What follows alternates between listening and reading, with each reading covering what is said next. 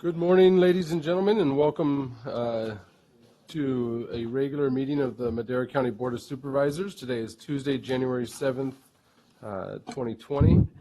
I'll now call this meeting to order. And are there any additions to the agenda? No additions, Mr. Chairman. All right. And item 2, public comment. The first 15 minutes of each regular session are set aside for members of the public to address the board on any matter under the jurisdiction of the board but not appearing on the agenda. The board will not take action on any items presented under public comment. Speakers are limited to 3 minutes. Anyone addressing the board is asked to print their name clearly on the speaker sheet at the podium and state their name and county of residence for the record. Hold on a second. Green light's on. There we go. There you go. All right. I think Jay Doss was playing tricks with me. Happy New Year. Yeah. We wanted to come back while Chairman Frazier was still chairman and present his fourth quarter award to Corporal Amy Roussel. Come on down. If you're not familiar with what Amy does right now, she has been assigned to Bass Lake Boat Patrol now for a number of seasons. Has made a number of business process and other improvements to how we patrol the lake, has been instrumental in speccing and talking to the manufacturers about the replacement boats that we put out there. So, you know, the boats that were there were 15 to 16 years old and they were not really fit for patrol anymore. It's kind of surprising if you're not familiar with Bass Lake, because it's long and narrow. It doesn't have high wave action, but it has a lot of repeat wave action. It will beat you up. Amy was also successful in getting a grant from Fisheries and Wildlife to help us with fuel spills on the lake. And while you think, gosh, how many fuel spills can we have? But each time a boat founders or sinks out there, we have a small, generally, fuel spill. So that's been a very important thing, both for the safety of everyone out there and for the environment that water runs through as it runs over the spillway and down to the San Joaquin. So I think, Jason, do you have the... Did they give you the plaque already? I've got Chairman? the plaque, yeah. Okay, I guess we have 2 plaques now, so you can have one for home, one for the office. So, yeah. All right. And, So, hey, thank you for replacing the aging fleet. And I know they say that there's 2 good days to own a boat: the day you buy it and the day you sell it. So you've done 2 of those. So we appreciate all that you do and keeping everybody safe up at Bass Lake. It's such an important part of our tourism and making sure that people are safe and knowing that it's a good place to recreate. And that's thanks to you. So thank you so much for what you do for Madera County and also people that aren't residents that are coming here too. the other thing that she's really been great at is getting those folks who are working either seasonally or as a half-time. We have full-time deputies working there. They work the lake during lake season. They work patrol during the off-season. But she's been instrumental in getting them out to the Department of Boating and Waterways courses, as well as hosting a couple of courses on Bass Lake, so that our people didn't have to travel to participate. Oh, awesome. Great. Thank you. When do you have time with your kids?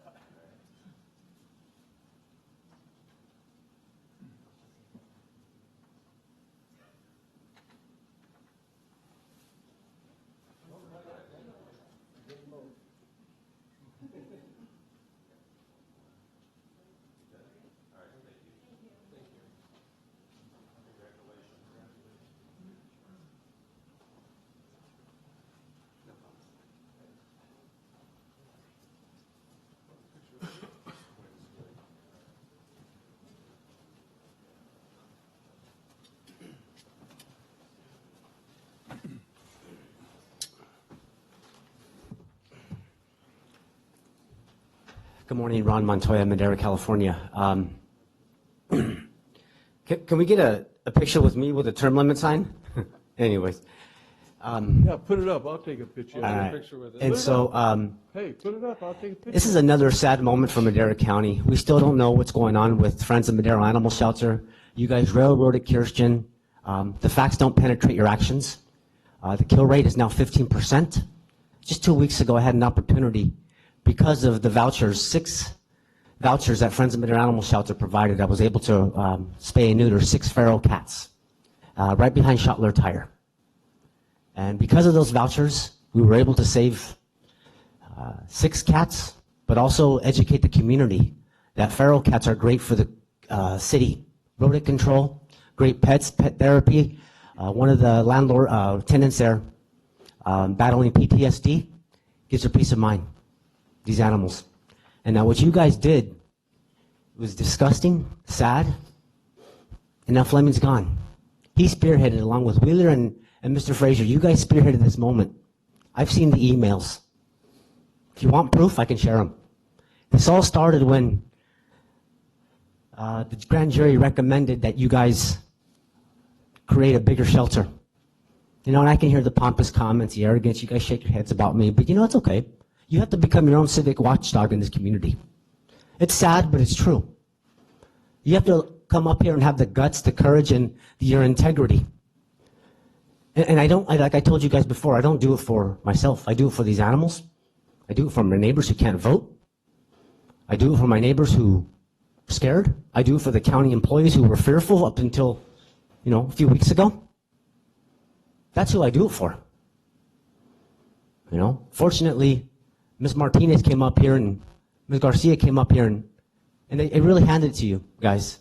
You guys camouflaged Mr. Fleming's actions. And you know what? It's sad. And now you guys are pumping him up. You know, when his last meeting was here, I remember Mr. Wheeler kind of, you know, he was his Mick and, you know, pumping him up and giving him this, you know, behind it. He was sitting right here. Now I hope you guys do that his next week's court date on Monday. I might be there, I don't know. It's really sad for this community. I don't take pride in it. It's a sad moment for our community. And you guys screwed over the animal shelter. I'm watching this phony marketing campaign out there with Friends of Madera Animal Shelter. It's sad. They're in limbo over there. They do wonderful things for this community. And what you guys did is wrong. Now, if you guys can come up here and say, hey, you know what? We're sorry. We screwed up. Move on. Let's do it. That's what people do. There's nothing wrong with saying I'm sorry. Mr. Flanagan was right, Mr. Rogers. You did. You did screw this up.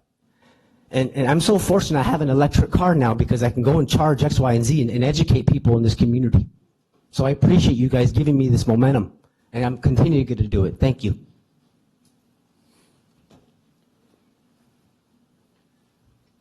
Is there any other public comment at this time? Seeing none, I'll call close to the public comment portion of the meeting and move to the closed session. County Council, will you please read into the record the closed session items? Yes, Chairman and members of the board, there are 5 items for closed session today. 2 of them deal with labor negotiations under Government Code Section 54957.6. The agency designated representatives are Michelle May, and the employee organization is all units. Under that same Government Code section, in conference with labor negotiators, your agency designated representative is Interim CAO Darren McCandless and Assistant Director Michelle May to talk about unrepresented employees, Director of Animal Services, and Director of Human Resources. There are also 2 items under Government Code Section 54957 under Public Employee Appointment and Employment. The title of those positions are Director of Animal Services and Director of Human Resources. And the last item is an existing litigation commonly referred to as the opioid litigation going on nationwide. That's the County of Madera versus AmerisourceBergen Drug Corp. And there are no other items. Thank you. Is there any public comment regarding the closed session items? Seeing none, I'll call close to the public comment portion of closed session. We'll go back for a closed session.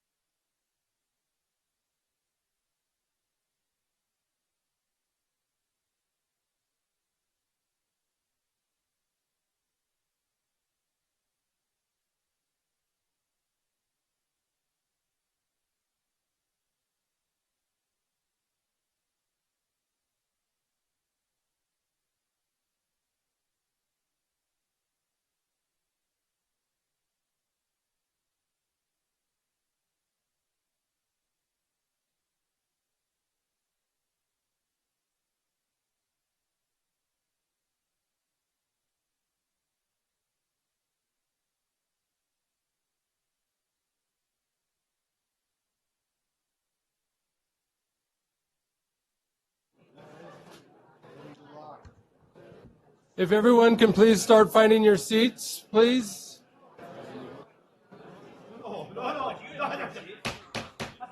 If everyone can please start finding your seats.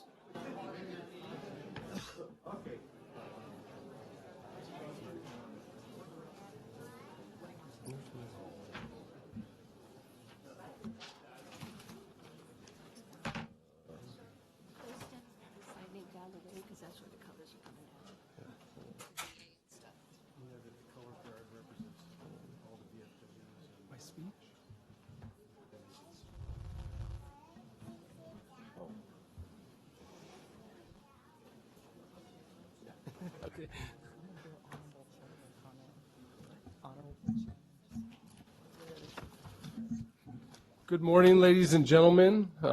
Welcome to the regular meeting of the Madera County Board of Supervisors. Today is Tuesday, January 7th, 2020. We're just getting back from closed session, starting public session. County Council, is there any reportable actions out of closed session? Honorable Chairman and members of the board, there are no reportable actions from closed session. All right.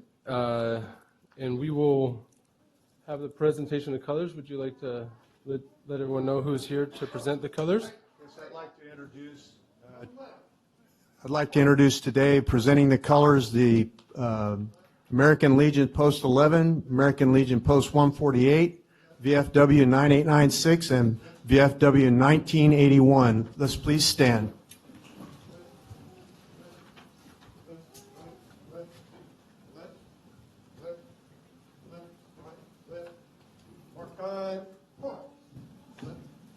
Colors, ho, lamp, hey, present, oh.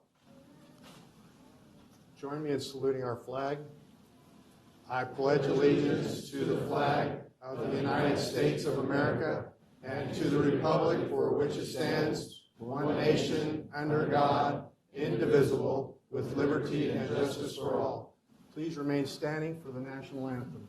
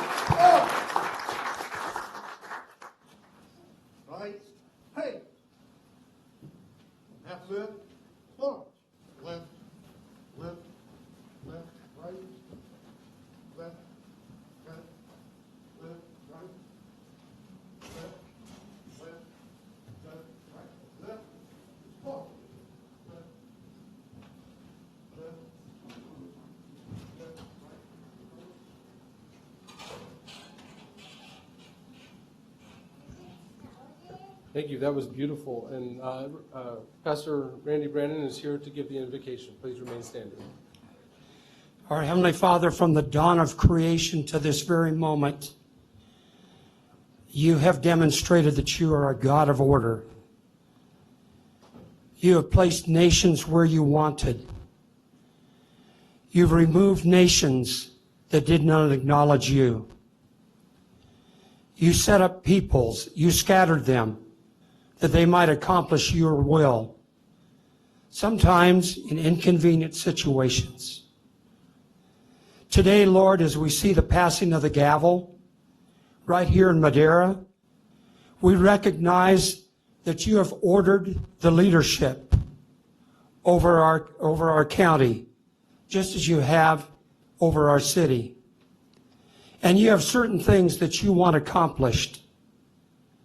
And so we pray, Father, that as you build the house, they that labor in vain will not labor in vain because they follow you.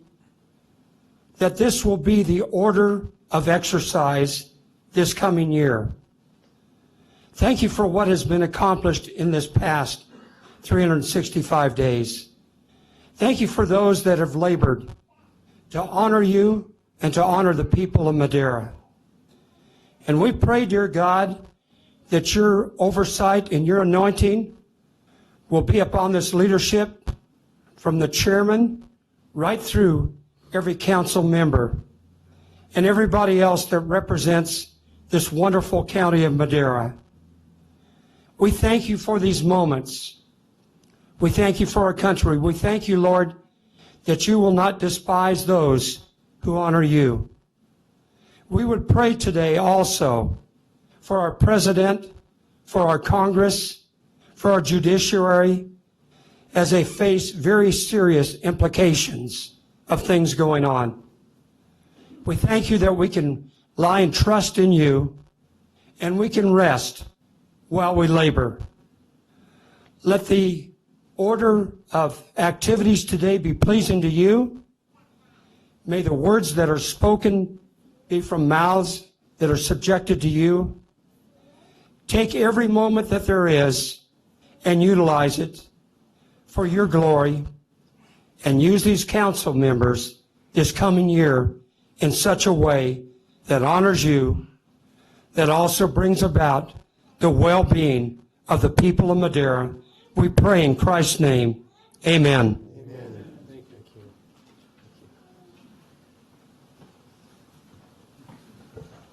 Supervisor Rogers, would you like to introduce who gave that wonderful rendition of the national anthem? I'm very proud to have some of my family here today.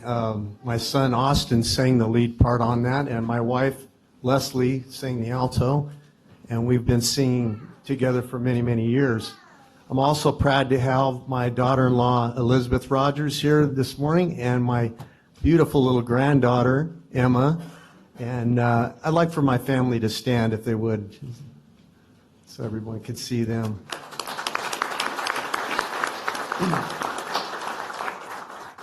I thought Daddy sang bass and Mama sang a tenor. To do that, man. Unfortunately, my other daughter-in-law couldn't be here. She just gave birth on the 27th of December to my other granddaughter, Melody Rogers, who is not here today for obvious reasons. But that's Austin's wife, and so proud of his new little family. And I have two other sons, one working in another county today and one working in another state as a police officer and FTO for a department in Meridian, Idaho. And SWAT commander, my prayers are always with him. And my other son, an engineer. And so very proud of my family and thankful that they're here today. Thank you, Mr. Chair. Thank you. All right. Is there anyone that any board member would like to open and close in memory of today? I got a couple, Mr. Chairman. One of them is a good friend that grew up with Bobby McCauley, my chief of staff, Andrew Scott Bortz. He was only 34 years old. He passed away up there. His dad and mom are a great friend of ours, and just he was way too young to have this happen. And then Rich Riegert, he was a morning Rotary guy up there that he volunteered for everything. He was a COP for the Highway Patrol, and did lots of stuff up there for people. And he, then Jan Morse, my last mother-in-law, she was 90 years old, passed away also a couple of days after Christmas. She was a great lady and one of my favorite mother-in-laws, so it was a good deal. So thank you. And I have one, this was a longtime Madera County resident, Pascual Reyes, known as Pesco. He was a POW in World War II, the veteran, the only POW from World War II living in Madera County. Passed away on December 18, 2019 at the age of 96. He had survived by his wife Ramona. They had 19 grandchildren, 42 great-grandchildren, and 3 great-great-grandchildren. And he says he loved every single one of them. And you know, this truly was the greatest generation, and we thank him for his service. And luckily, he has a long lineage to pass on his heroism and what he did for our country and for all of us. So for Pascual Reyes, I'd like to open and close in his memory. All right, before we get into the, I'm going to move to 8A. As anybody who came to any of my meetings knows, I jump all over the agenda from time to time. This was something that happened in my district, and talk about heroism. This was the right person in the right time. Randy, as you said, God has an order for everything, and he placed Tony Martinez in the right place at the right time. There was a fire in the Lavinia area. Tony works at Easton Arcola area. Tony works for the school district at Easton Arcola, saw the fire, rushed in and saved 2 lives. Because he was there, because people like him in our community who just do the right thing and risked his own safety to make sure that somebody else was able to spend this year with their family for Christmas. And so, Tony Martinez, you are a hero. I know that you don't like to think of yourself as one because you were just doing what you were supposed to do, but that's what a true hero is doing what they're supposed to do despite any danger to yourself. And so on behalf of the board and the family that you saved, thank you.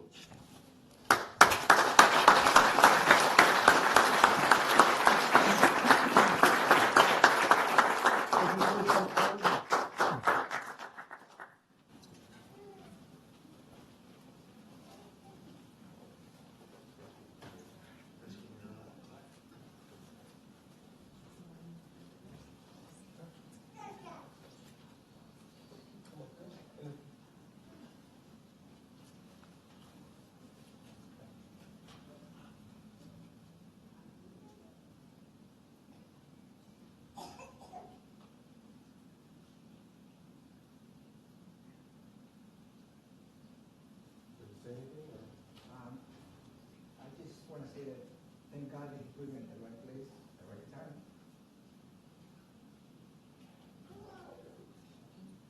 And then I hope for full recovery of the family. I know that they're still, one of them still in the hospital and just coming back home. And I just wish the best for them.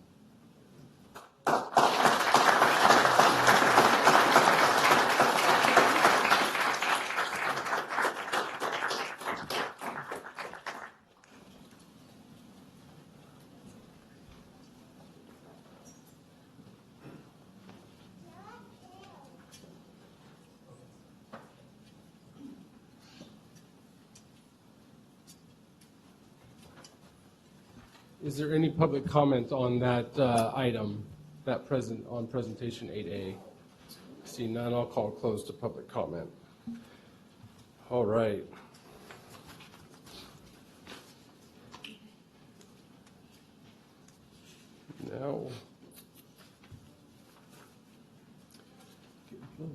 Now we will move into our reorganization of the Board of Supervisors. Thank goodness. Comment. Give him a big hand. Brett's done a heck of a job this year.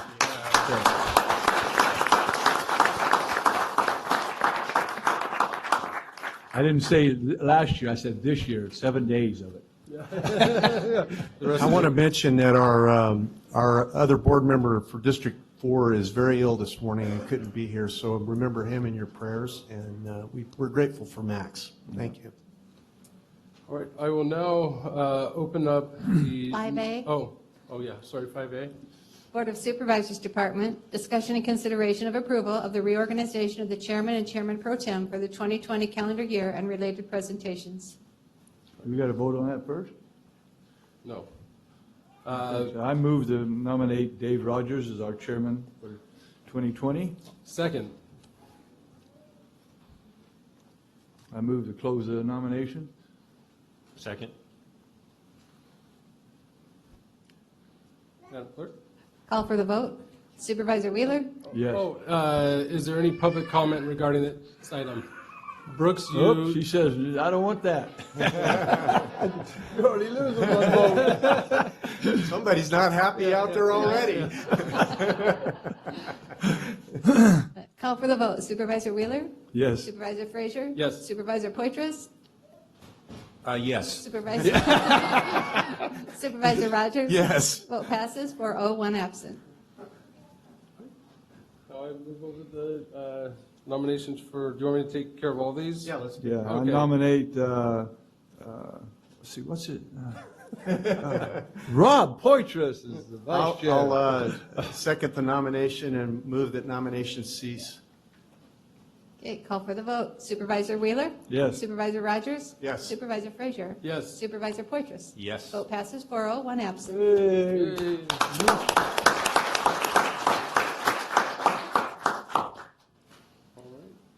So now we will have the ceremonial passing of the gavel. Thank you, sir. I guess that's it. I mean, there's not a lot of steeped in tradition here. We are. I have something that we're going to want you to come down front for, and my fellow board members.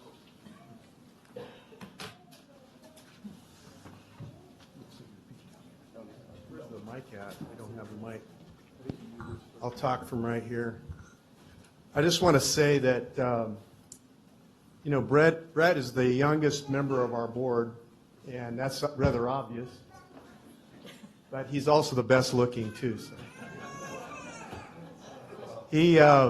I've learned so many things from Brett as a chairman, as a board member, and if you ever become too old to learn, you might as well quit, because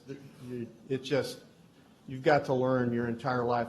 Learning is a lifelong experience, and life has many teachers, and Brett is one of those people who he can teach you many things. And one of the things he's taught me is how important humor is.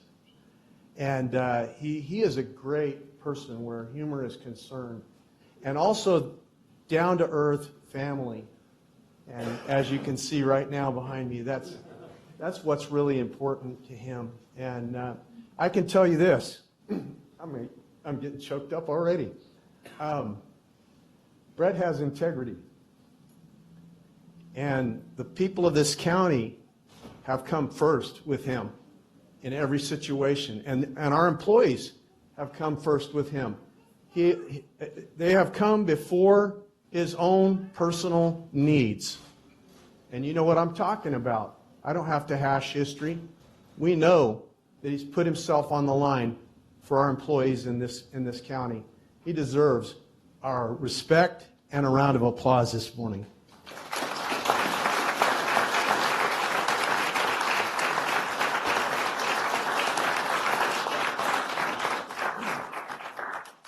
I found out he's got a little secret, though.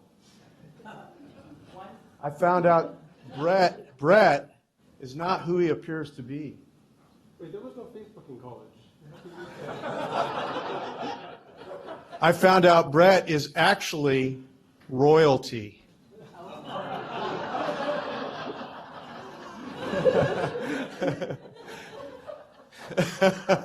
For those of you that can't see the picture, anyway. Okay. Good looking man, isn't he? Let's go out front and get a picture with you and your family.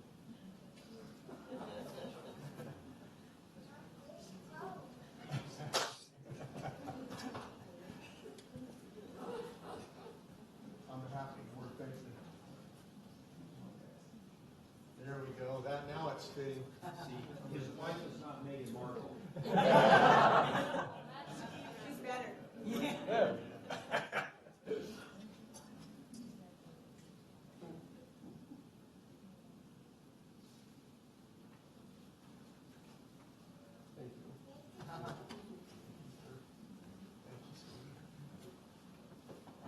What you don't realize is that when a man serves or a woman serves, their family also serves.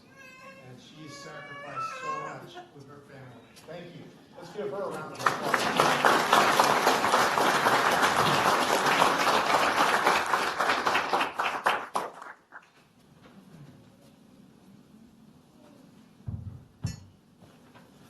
Said it before, I'll say it again. I always saw my parents with these gavels, and I didn't get to take them off the wall and thing, but I get to do whatever I want to with mine. So that's for my mom and dad watching back home. So I'll keep this short and sweet for my outgoing speech, but in fact, my first draft of this speech just had 8 words, and it was thank you, thank you, thank you, thank you.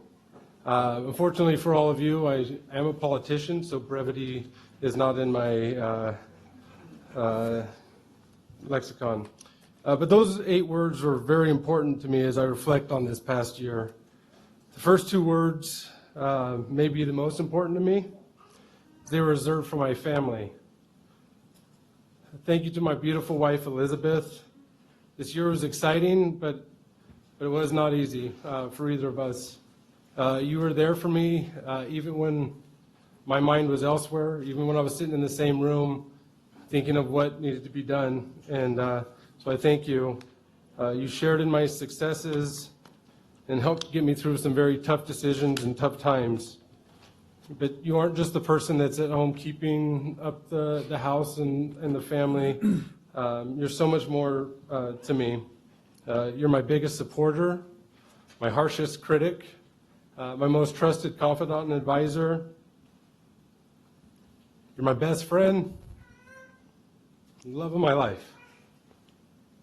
Thank you.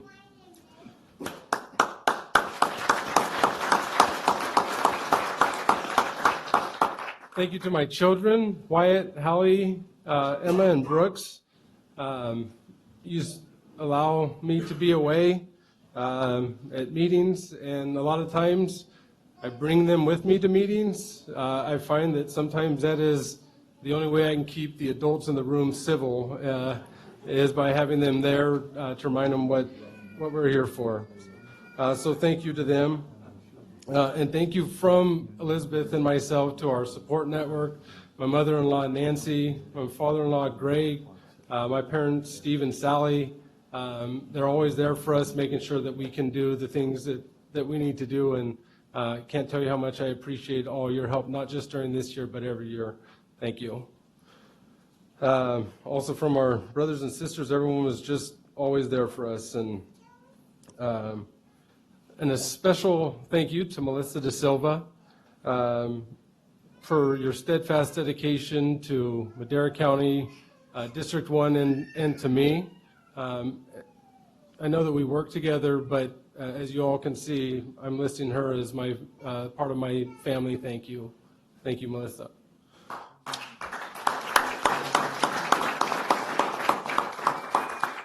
The next 2 words of the 8 is a huge thank you to all the staff and department heads here at Madera County. I am so proud of all the work that you do for the citizens of Madera County. the work that each of you does truly matters. You are making people's lives better by coming to work here.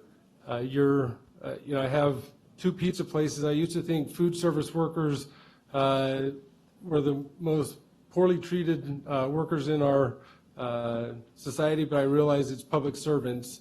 You all take abuse and still come to work to make people's lives better, and I truly appreciate all that you do. And so on behalf of the public and our board, I want to thank you for what you do. Words 5 and 6 are for my colleagues sitting up here today. Thank you for allowing me to serve as your chairman. Thank you for taking to heart the theme of this year. We have the opportunity to do things right. Let's take it. When I asked a year ago by a news reporter what I wanted to accomplish during my year as chairman, I said, I just want to put our board in a position to make good decisions. The reporter obviously wanted a better soundbite than that, so he asked again, but what exactly do you want to do? And I said, I want to put our board in a position to make good decisions. That obviously didn't make it into the news. That wasn't what they wanted to hear. But other things that we did this year did make it into the news. And they were never, it wasn't any of the good things that we did. It was always the controversial stuff. But this board never shied away, knowing that whatever the decision we made, whether it be in print, on the news, or on everybody's favorite and most trusted place to find news, Facebook, we didn't shy away from those decisions. We tackled them head on. And when an issue affected an area of the county, we took that issue to that area that it was affected by through the on-the-road meetings. And thank you to Tom for starting those. We realized we cannot make everyone happy, and only time is going to tell if the decisions that we made up here are going to be good. We don't know if they're how history will remember them, but I know, working with these colleagues, that every decision was made with the best intention for the people that we serve in Madera County. And so, thank you to all of you for working so hard for the people of Madera County, and thank you to your families as well. The final 2 words of those 8 are to myself. Thank you. I'm just kidding. The final 2 words are saved for all of you. They're saved for the public. Thank you to those that we serve for holding us accountable. I advocated in my speech the day I was sworn in that we be better as an organization with a more informed, more engaged citizenry. We brought your government to you through the on-the-road meetings, and you in turn came out and took part of the process. You engaged in the planning processes and raised concerns on the front end, not the back end. You partnered with staff to come up with solutions that you knew would work in your area for you and your neighbors. You told us when we were wrong, and sometimes you told us when we were right. It was just quieter when you told us when we were right. But the important part, though, was that you were present for the discussions with a willingness to take part in making your community better. I firmly believe that we as a board, as staff, and as a community intensely desire to take the opportunity to do things right.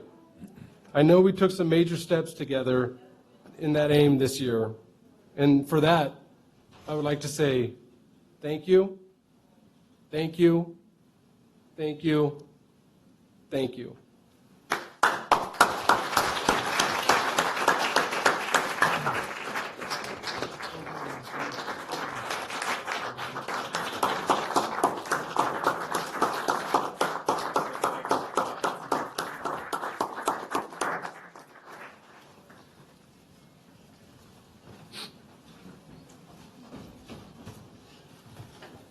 As I approach this gavel, I do so with great trepidation and great respect for the office and a profound sense of responsibility, and I think we all feel that way.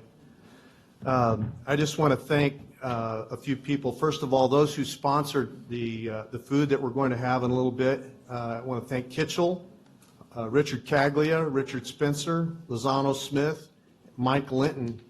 And I also want to thank my Chief of Staff, Danielle Aniquas, who's worked tirelessly to make sure this event came off as it should, and also Yvette Gomez, who also joined in the work, and others that have participated behind the scenes. I want to thank my fellow board members who it's my profound honor to serve with, because they have been dedicated, they have been innovative, they have thought out of the box, we've grown to respect one another like brothers.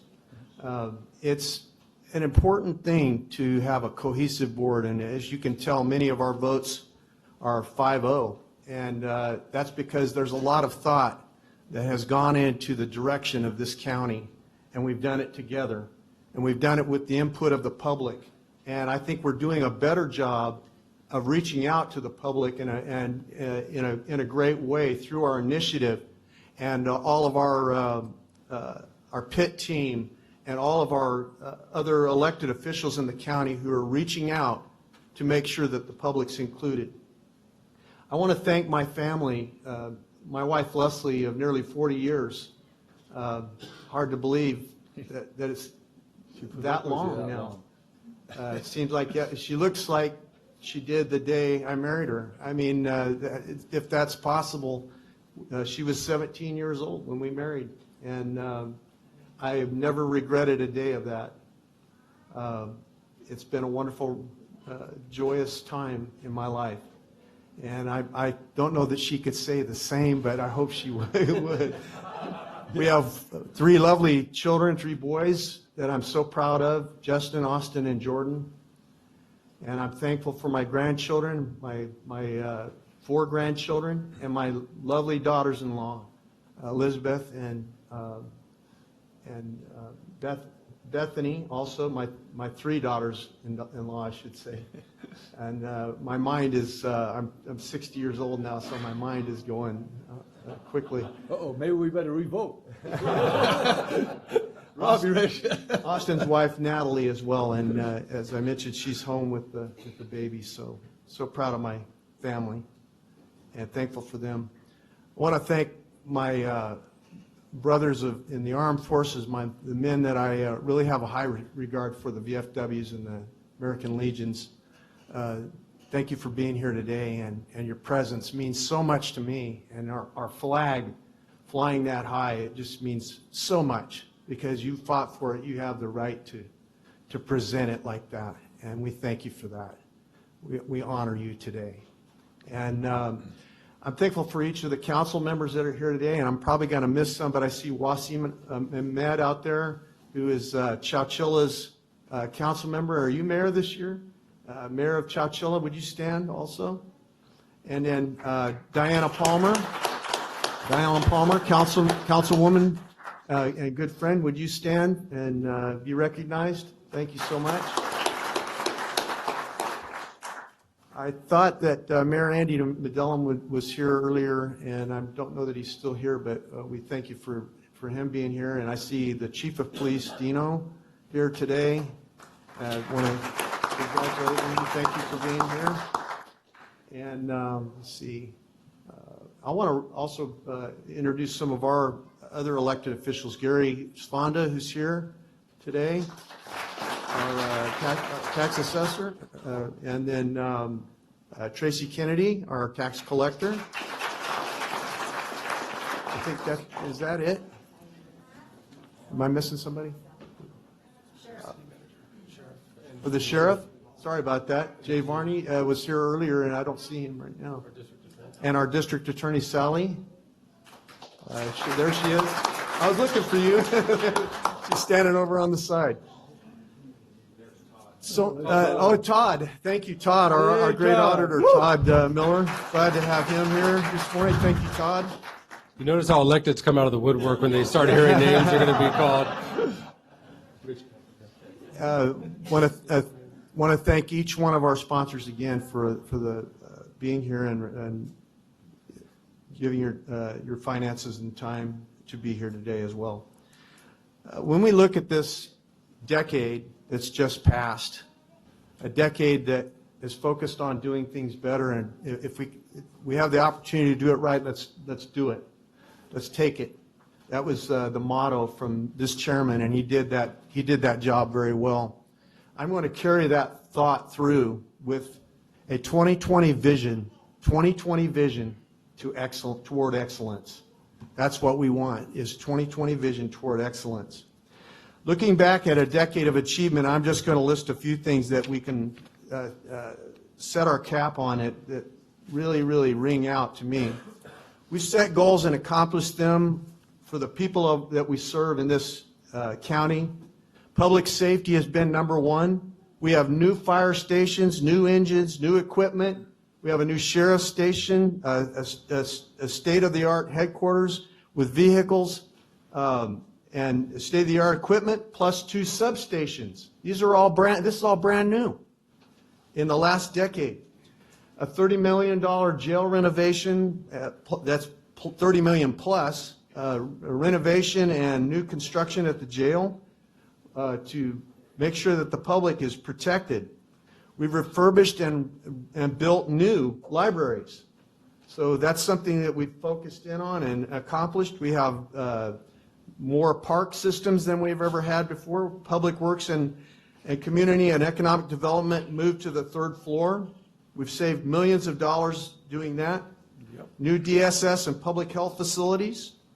Our Water Resources Division was added to the 3rd floor and to the county as a resource to tackle the problems of the future of a short supply of water. 2 major solar projects in this county, one on this building and one at our other campus. We're working on a new district attorney and probation facility. So glad to have our new district attorney overseeing that and making sure that it gets done right. We've had great financial success. We've established reserves by law with this board just this last year. But we've steadily climbed in our reserves over the last 10 years that I've served, or 9 years that I've served on this board. When I came on, I want to remind you, we had a $12 million deficit, and now we have a mega $1 million surplus. And that is a great change from where we were. We have a AA plus bond rating. We're headed higher than that. That's something to tout as an achievement. And I'm so proud of that, proud of this board and our staff for accomplishing that. We have new award-winning planned communities in our county. The future of this county looks very bright. We are a much leaner and efficient organization than we've ever been. In 2015, the National Association of County Organizations recognized our county for its financial efficiencies. That's the National Association of Counties. That's a national award that we received. That same year, Forbes magazine said of us that we were the number 49 best places to do business in the United States of America. That's out of over 5,000 counties. That's an amazing statistic. Little Madera County, California. A CSAC peer review placed us as a top performing county in California. Out of 58 counties, we were at the top of almost every category. 311, Planning, Public Works, and our auditors have all received peer and state awards, and some have received national awards in regards to their performance. Many of our departments are being awarded even this year, and we're grateful for that. 2019, the Business Journal recognized our county for its outstanding business approach. Unorthodox government, they called us. A county that runs its business like a like a business. Runs it like a business instead of a government. Imagine that. All of this is noteworthy and excellent. However, work continues. We haven't arrived. We don't stop. It doesn't stop here. It must continue, and we must become better. And so 2022 will be a vision towards excellence in this new decade. Let's get our eyes on the prize and strive toward that. On the 25th of May, 1935, the 21-year-old Jesse Owens averaged a world record every 9 minutes at the Big Ten Championships 5 world leading marks, and 1 world equaling effort was set. All of this completed with an injury severe enough that his coach seriously considered pulling him out of the meet at the last minute. You see, he had fallen down the stairs of his dorm 5 days earlier, and on the way to the Big Ten Championships had to be helped in and out of the car, but went on to set 5 world records and equaled 1 world record. Jesse Owens went on to win 4 gold medals in 1936 at the Olympics in Germany in the face of great adversity. One sports writer said of Owens, he was so far out front, it was as though he were running alone. As a county, we've had our falls down the stairs. We've had our moments where those in the crowd weren't rooting for us.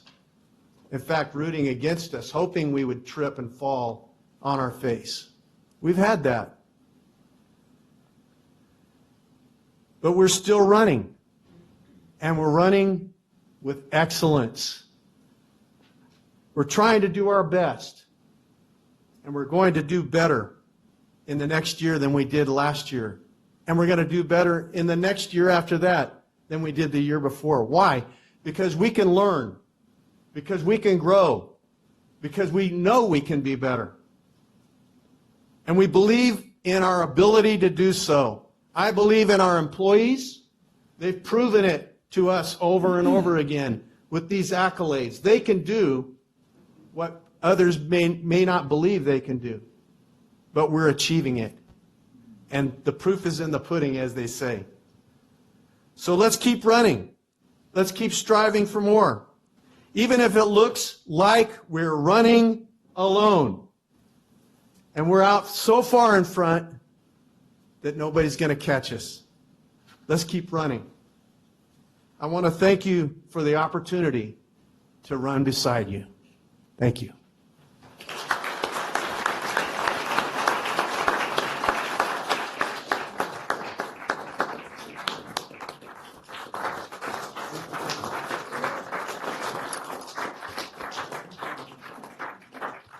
Please stay and at this portion of our program, please stay and enjoy some refreshments on behalf of our sponsors, and we look forward to visiting with you. And the regular session will commence at 1 p.m. Thank you.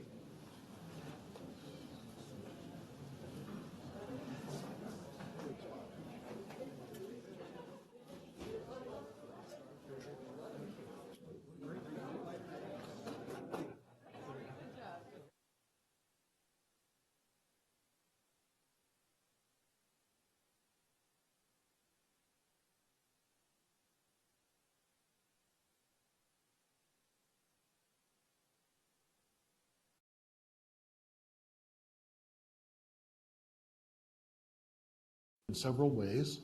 One of the ways is by the adoption of a resolution by your board. And before you adopt that resolution, the statute says you must invite all interested parties to provide testimony, and that will happen shortly. It's not a vote, but it is an opportunity for you to hear from the public. Following the close of the public hearing, then the the board then will have the opportunity to adopt the resolution, which will start simultaneously two processes. One is the process that will result in the formation of a special district. That final decision will be a LAFCO decision. Concurrently will be the process of dissolving CSA 21. So those, and that final decision is also a LAFCO decision. So by initiating the process today, you will trigger both of those simultaneous processes. LAFCO then will pick up the torch, and LAFCO will conduct its own public hearing, or maybe more than one. It will be up to the LAFCO board to determine how many hearings it will conduct, but it will conduct its own hearings and will involve both property owners and registered voters. Let's go to the next slide. So just a word about a recreation and park district. There have been some letters that have been sent by members, by residents of Cascadel Woods, which you have in front of you. And there may be a little confusion about what that district is. So let me just take a moment and talk a little about what that is, what kind of an animal a recreation and park district is. Today, the assets of CSA 21 are owned by a government agency. A recreation and park district is a government agency. Today, the board of directors of CSA 21 are the 5 elected people that I'm talking to. A recreation and park district is governed by a board of 5 elected people. Only they will be elected by the property owners and registered voters of Cascadel Woods. A recreation and park district then is, in many, if it's approved by LAFCO, will simply step into your shoes as the owner of the asset and as the governing body to make all decisions pertaining to the property up there, and will be elected by the people.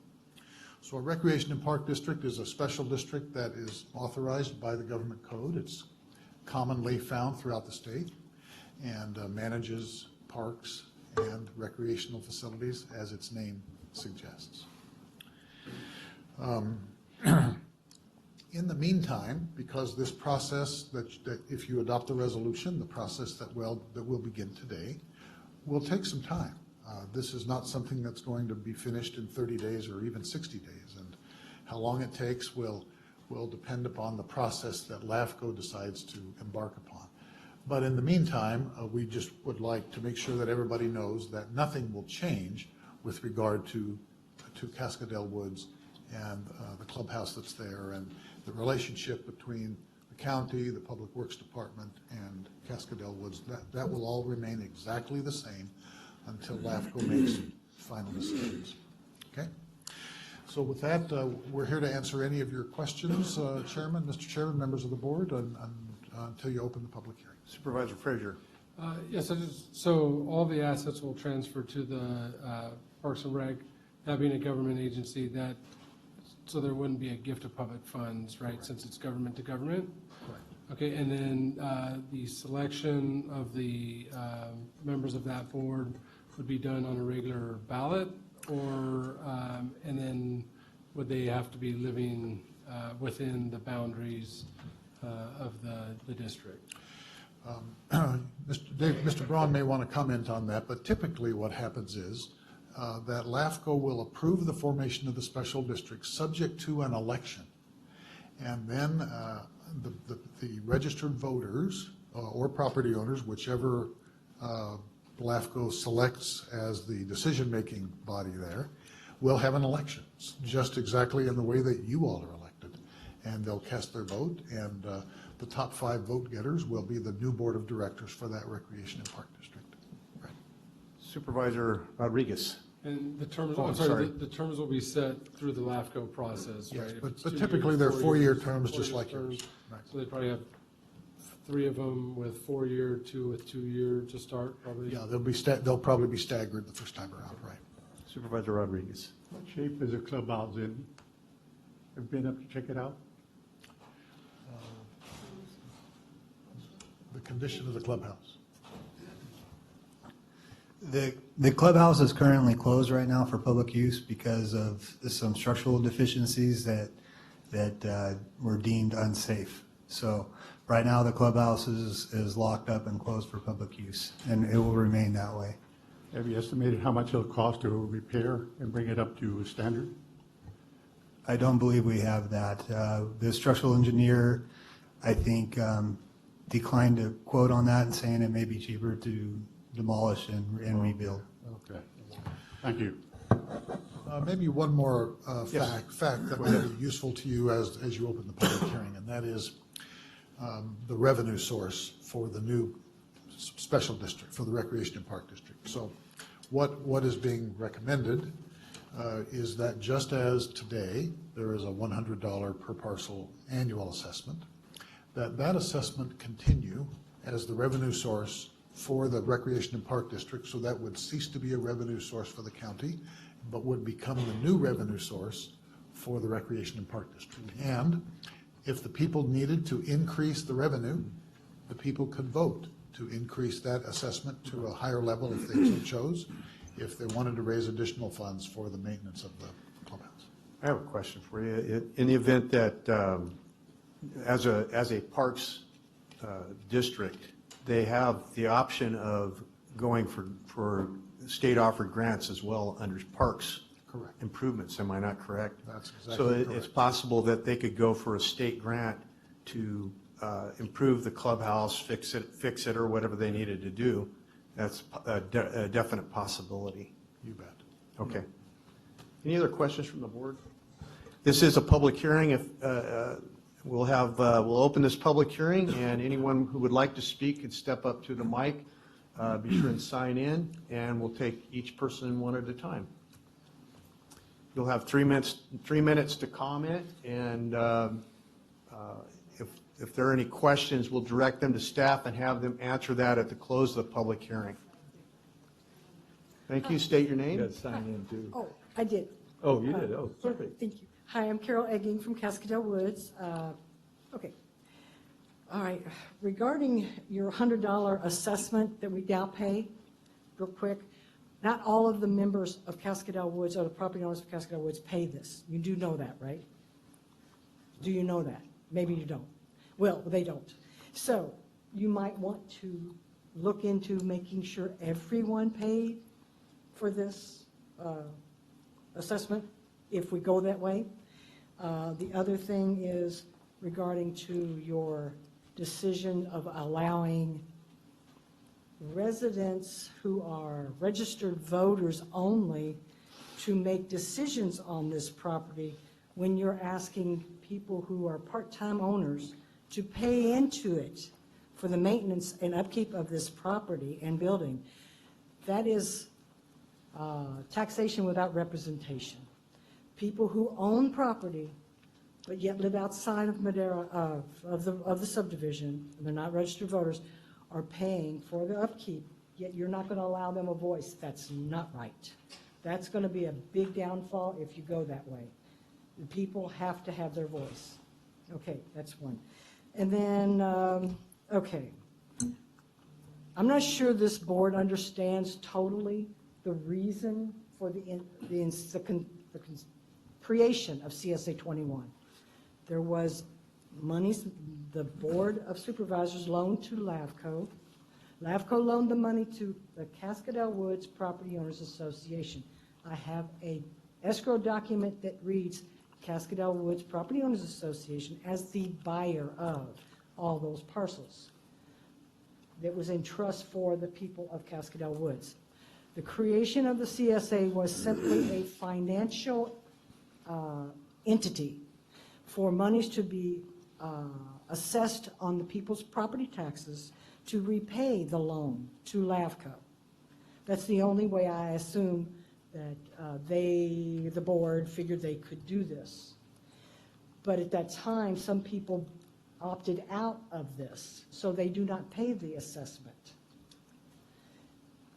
Okay, so that's an issue we've discussed. So when they created it, and it's a financial district, simply put, it was kept in the auditor's department because it was financial. period.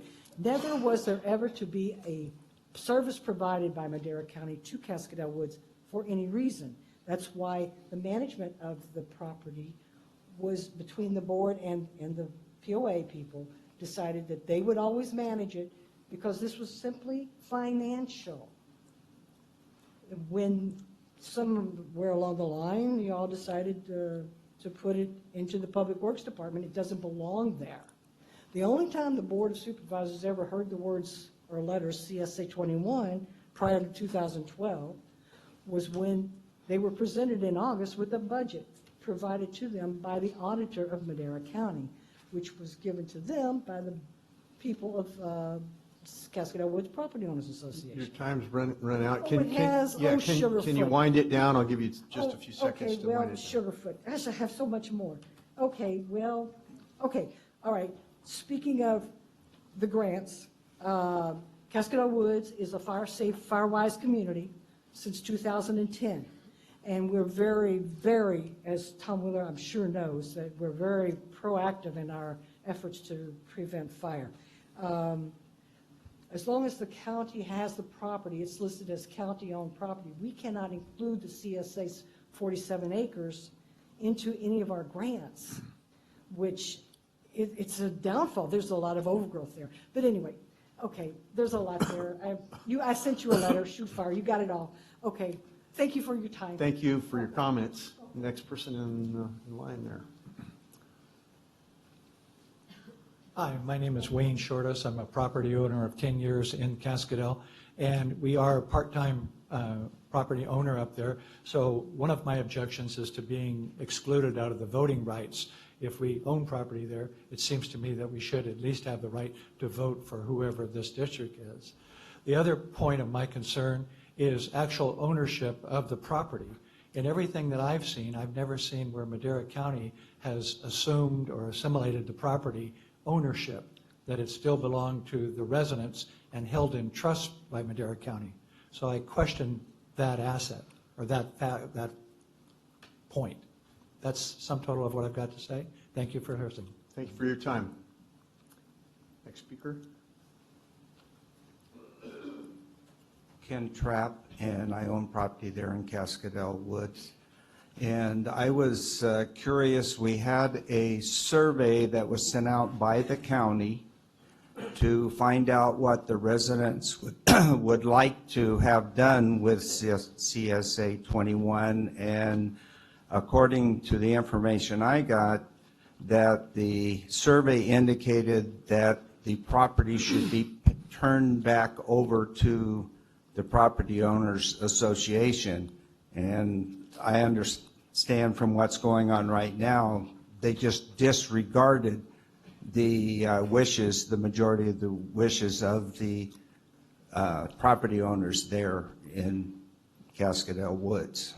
So I would think that as you representing us, that you should take that into consideration. Thank you. Thank you. Next speaker. Susanna Audrey. I live in Cascadel Woods. I have lived there for the last 5 years. Pull the mic down. There you go. Lower? That's Okay. much better. Is that better? Okay. Yeah. I ask for your indulgence. I had recent eye surgery, so. No worries. Go ahead. But anyway, I wrote, I have come to this meeting to seek some answers from, because we have a dilemma to take care of our shared responsibility in Cascadel Woods, the recreational property that, to my knowledge, and I read the deed, it was purchased by the county or LEFCO loaning the money, but the property owners taking on the loan and paying it back. And eventually in 10 years, I believe we paid it back. At the same time, the arrangement was made that the association, the Property Owners Association, would be responsible for maintaining the insurance and making sure that the grounds were in good order, so that they would be ready for anyone to take shelter, for instance, when we have a fire, as we had in 2017, when the mission fire actually blocked the roads, so no one, not no one, but many people could not get out. And right now, the way we have had it arranged, the mowing wasn't taking place at the right time, so it made the area more fire hazardous because of, you know, whoever was coming up to do the work had to come the distance. They did not see, they were not on the ground to see what was happening when the mowing needed to be. So basically, what I'm wondering is why can't the property owners, Cascadel Woods people, take care of its land when you know, we know best what's going up there, and we have been volunteering. We have a fire rights committee, we have a neighborhood watch, we have the association, we have our own independent water company. So we have been doing a lot of work, and we go out regularly to clear up property. And we would appreciate if we had the chance to actually manage the area and be responsible for it. So I would ask for your consideration to think about that. Okay. Thank you. Thank you. Thank you for your comments. Next speaker.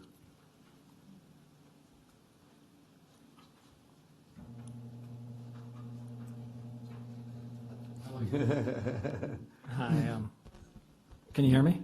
Yes. I'm Mark Stamans, 59743 Cascadel Road, North Fork. Thank you for your time. Thank you for your service. And I wanted to address two issues. There's a dissolution and a formation, my understanding, before the board today. Is there anything I can say to stop you from dissolving Service Area 21? Nothing? Okay. Well, I've said everything in the past. I don't need to belabor that. Jenny and I would like to keep Service Area 21 and see it operated lawfully by an oversight commission or committee, which was attempted, and the MAC quit. It doesn't mean we couldn't continue with a new MAC.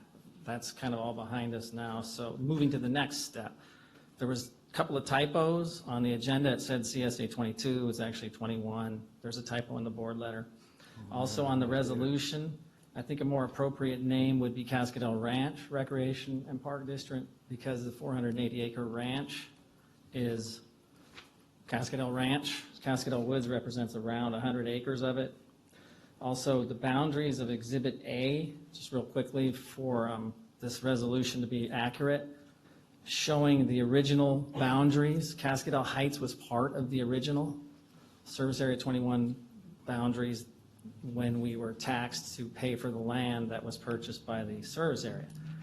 So what I'm asking you today to do is, A, don't dissolve Service Area 21. Second is, if you move forward, correct those errors.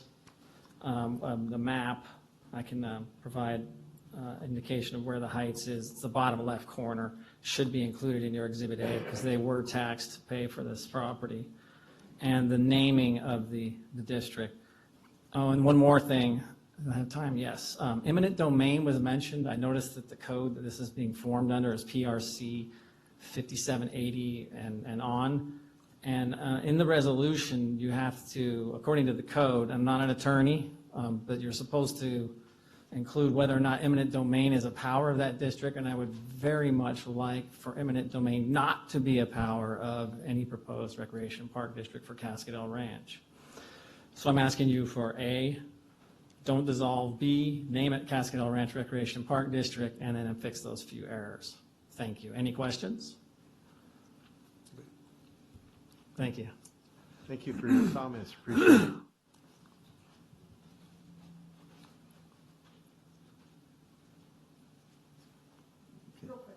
I know. It's just that the Cascadel Heights opted out legally out of the assessments of the CSA 21. So I don't know that they can be put back in. I just wanted to put that out there. I can get you the documentation on it and send it to you. All right, well, thank you. Okay. Okay, thank you. Any more public to speak on this hearing? If not, I'm going to close the public hearing, bring it back to the staff. I'd like to, there was a number of questions posed here to address here. I'm just going to list them briefly, and you can take them on one at a time. One is that there was a document that keeps being referred to, a deed of trust, and also the voting rights of non-residents who are part-time, who are owners, who live there only part-time, they're non-residents, and a survey that was done, question about that, and the naming of the district, the park district, and the district boundaries.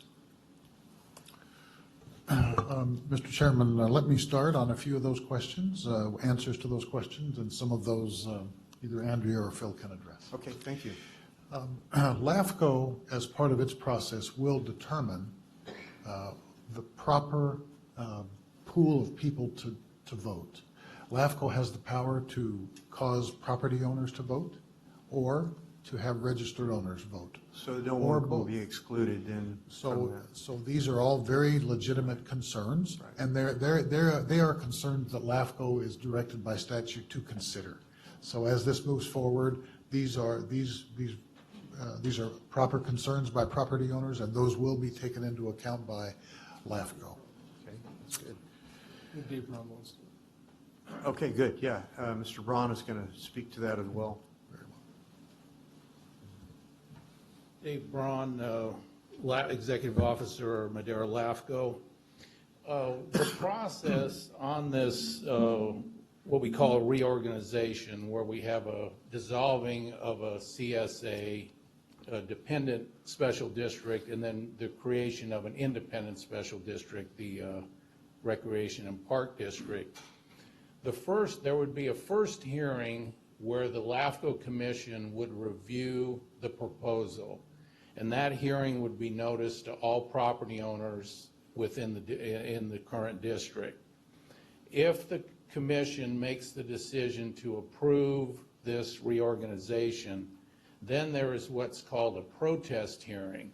And at the protest hearing, all property owners would have the ability to protest the dissolution and formation.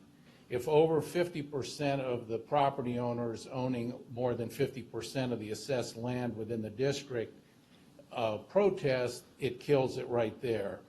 If there isn't sufficient protest, then there would actually be a formal election that would take place. And again, the property owners would all be involved in that election. So it's sort of a three-step process that will take probably 6 months, maybe at the minimum. Okay, that's a very clear explanation. Thank you, sir. Okay. Okay, and moving on with the other answers. Yes, thank you. And in terms of the boundaries, the boundary that is a map that's attached to the resolution is the current boundary of the CSA. Now, as this moves through the LAFCO process, LAFCO on its own can decide to expand that boundary if there are good reasons to do so.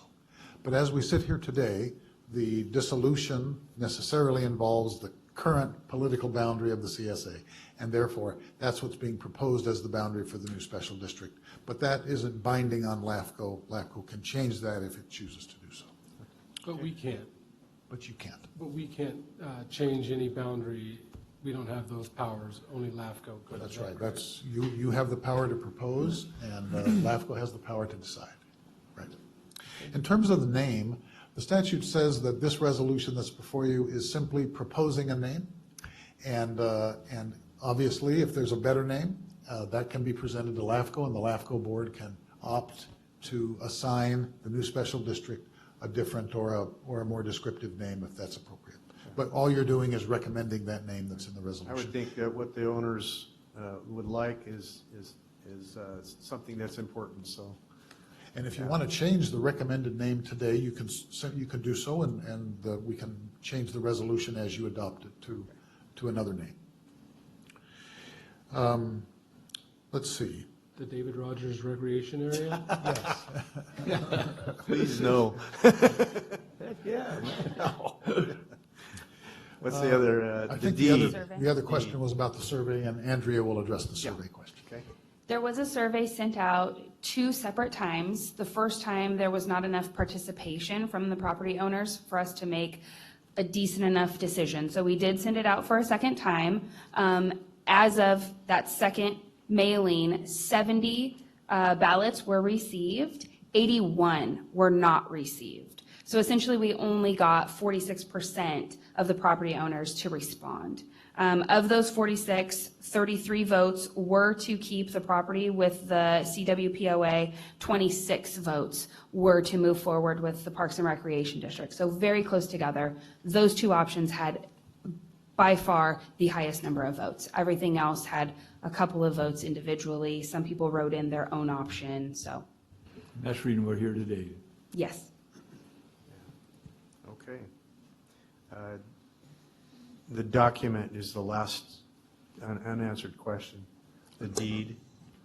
Well, the short answer is,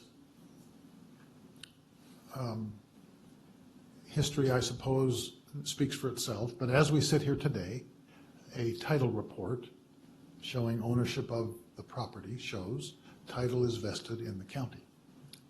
Now, of course, the county operates dozens of CSAs and other special districts, and I suppose it's true that in all cases, the property is held in trust, as is all the county property held in trust for the people. That's a given. Right. And it's the same thing here. And so, you all know the history of the property up there as well as anyone, and so I don't think there's any dispute about the fact that this has a long history, but as we sit here today, title is vested in the county. Right. Okay, thank you. That answers the questions that were posed. Any questions from the board? Tom? Yeah, I got. Oh, let's see, I'm sorry, Supervisor Frazier would be, that's how I punched the deal. And I've heard, everyone has a differing opinion as to what that deed said or who it was for, if it was for the POA or, I find it strange that the county would have taken into trust for a private entity such as a POA, but it would be for all the people. And while there were some that would have opted out and not paid into it, there would have been some people that weren't part of the POA that did pay into it. And so when I look at it and thinking of, what's right for everybody now, because there's going to be people that are living there now that weren't living there when that first happened. There's people that are still there, is going down this path and looking at it as we're not taking it from the people, we're giving it to the people. And if the majority of people that voted in the last one wanted it to stay with the POA, then they can vote in their members that are sympathetic to their cause, just like any other election. The people's will goes through the election ballot process, and that's how they can get more true representation for what their community looks like, right? It's very localized. You don't have a supervisor from the Ranchos, a supervisor from Chowchilla and Madera saying this is what's best for Cascadel Woods. We're saying here, you live there, or it's your second home, you're vested there. This is your decision to see what it looks like, what you want for your neighborhood. And so I'm very comfortable going down that path. I trust the LAFCO process will iron out all the other things like the name. I would imagine that will be a hotly debated contest, and I just asked I'm the alternate on LAFCO. I ask that you all go to those meetings so I don't have to. But the question in regards to whether or not we dissolve the CSA, does the CSA perform any other duties other than holding this land in trust and collecting the money for maintaining maintaining that property? Is there any road portion? Is there any water portion? I know No, sir. In fact, that's all it is for the open space and recreation area. As far as the previous mention of Cascadel Heights, that is a separate tax rate area and its own maintenance district. Is this pre-Prop 13, is there any money that comes in that No. instead of going to here could go to roads, kind of the way it did at CSA 19? There's no road maintenance, no water, wastewater services, no lighting, no nothing like that. So the only money that comes in is the assessment. Is there a way that people have been able to opt out of that and not pay that? Wouldn't that, as a CSA, wouldn't that be a required payment with their taxes? Correct. So the current CSA boundaries and the real property within the CSA all have their own tax rate area and should all be assessed the same. And so they have to They pay. all if pay they- the $100. Yeah. So the only ones that would have opted out would have been maybe the Cascadel Heights, and they are no longer drawn into that area, so they don't have the benefit of that area. Is that correct? That's an adjacent subdivision that's part of their own maintenance district. So the $100 comes with their property tax bill. They can't just not pay that $100? That's correct. Right, they would be in default of their. And you go on tax lien It at goes that on the point. tax lien at that point, and it gets collected. There's no way to not pay that. Is that? That's correct. Okay. That is correct. So then what could the CSA, is there a way to create this other thing and keep the CSA in place to do anything else, roads, anything like that? That would also be a LAFCO process to, Dave could talk better about the LAFCO process, but you could extend latent powers to add or remove services if the county were to remain a CSA there. So if our decision today is to dissolve the CSA, it goes to LAFCO and they say, well, the CSA can do this, can it remain in force if it comes back to us and then still have that separate recreation district, if that's what's decided is in the best interest through LAFCO?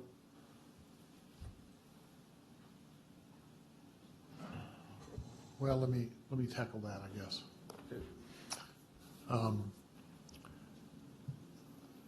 As Dave Braun mentioned, it could very well die at LAFCO. And if, as a result of the protest hearing results, the proposal dies, then we're right back to where we are today and the CSA continues forward. The proposal before LAFCO, though, is to dissolve the CSA and then create the special district as a successor agency, because you can't dissolve a district without a successor agency, because the successor agency must be a government agency under the code to receive the assets of the dissolving agency. And so these two go hand in hand. And it's a requirement of the creation of the new district that the current district be dissolved. Perfect. That's all I need to know. Thank you. Supervisor Rodriguez. You keep mentioning voters, and you mentioned registered voters. What do registered voters have to do with it? I mean, shouldn't it be just property owners? I'll give you my opinion on that. If Dave needs to correct me, then he obviously will. During the protest hearing phase of this before LAFCO, property owners will have standing to voice their opinion about where this goes. However, at the end, when a board of directors is elected, I believe that the board of director election is by registered voters. But if I'm wrong about that, I'll stand corrected. Well, as to the board of directors, they could, as part of the action to form the district, when we have the election to form the district, they could put potential board members on that ballot so that they would not only be approving the formation, but also approving the officers. That also could be done. They could form the district first, and then after the district is formed, they could do a separate election to appoint the officers, but it might be simpler to do it all at one time. And the property owners do have the ability to vote on the formation action. That doesn't answer my question, registered voters. Yes, now registered voters, because the area is what we call inhabited. There's more than 12 registered voters, at least I assume there is, in that area. The registered voters also have a ability to vote on, for instance, the formation. So you'll have the registered voters vote count, and then you also have the property owner's vote count. And so if either one of them votes it down, then it would kill it. Interesting. Okay. Supervisor Wheeler. Yeah, I just can confirm that if on that CSA, every property owner in there that's in that CSA 21 has to pay their $100 a year. If they don't, they go on the lien, and in 5 years, we'll sell their property. That's correct. Everybody in the tax rate area for CSA 21 is assessed on their annual property tax roll. That's what I thought. So I just wanted to make that real clear because I want to make sure we're off that. But You can't ask questions from the, I'm sorry. You can't ask questions from the galley, okay? Thank you. On that vote on that, Dave, on the registered voter, not registered voter, we kind of make those guidelines when we go in front of LAFCO, right? Oh, there you go, here. Yes, that's correct. Cortese Knox has requirements for voting, whether it's an inhabited or uninhabited. If it was uninhabited, then it would just be purely property owners, but if it's inhabited, then it's both registered voters and property owners. So that's what, I just wanted to make sure Max and I both understand that, so. Is that better, Max? Yeah. Okay, thank you. Okay, any more questions, comments from the board or the staff? What is your pleasure, board? I move to move forward with dissolving this and going to a park, whatever it is, whatever we're going to name it, park district in Cascadel Woods. I'll second that. Motion is made in second. Is that what the change to on here? Yeah, they clean that up at area 21, yeah. right. We can't change that name right now because we can work with the name of it as we do it used to be called the Cascadel Ranch in the old days when I was a kid. But that we can do that at LAFCO, right? Okay. Yeah. Okay, motion is made in second by Supervisor Poitras and Supervisor Wheeler. Roll call. Call for the vote. Supervisor Poitras? Yes. Supervisor Wheeler? Yes. Supervisor Frazier? Yes. Supervisor Rodriguez? Yes. Supervisor Rogers? Yes. Vote passes 5-0. 8B. 8B, County Administration Department, Library Department, Chowchilla Library. 1, discussion and consideration to adopt a resolution accepting donation of funds from the Friends of the Chowchilla Library. 2, discussion and consideration of approval of receipt of unanticipated revenue number 19-079 in the amount of $7,174. Good afternoon, gentlemen. Thank you for having us here. Before you today is a resolution from the Chowchilla Friends of their library. They have made a generous donation for doing new acoustic tiling in their Ginsburg Community Room, which is used for the public in Chowchilla since February of 2003. What was your name? I'm sorry. I'm sorry, Mary Jo Lawrence. I'm sorry? Mary Jo. Oh, Mary. I'm sorry. You're representing the Friends. Oh, perfect. No, I'm representing the Madera County Mary, that's Library. what I thought, yeah. Yes, I'm the library person. You know what? I did not put two and two together there. I was like, okay, I'm sorry. Thank you so much. Now we know the rest of the story. Learn something every day, huh? All right. Well, thank you for opening that, and we're going to present a plaque to the Friends of the Chowchilla Library and thank them for their donation after we deal with this business. But first of all, is there any public comment on this item? If not, I'll bring it back to the board. What's your pleasure? You want to make that motion? Motion is made. Is there a second? Second.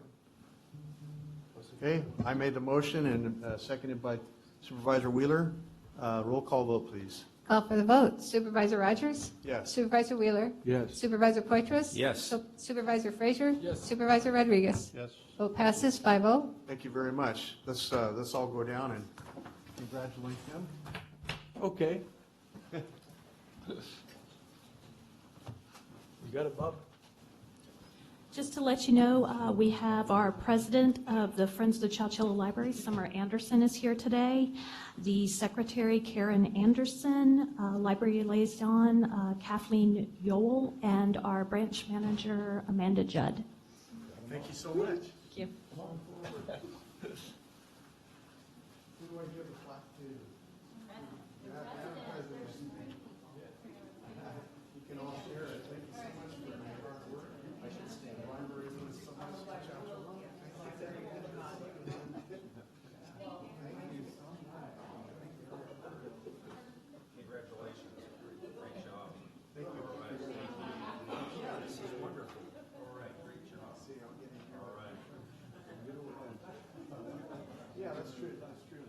That's all right. It's his district. That's all right. Thank you. Thank you.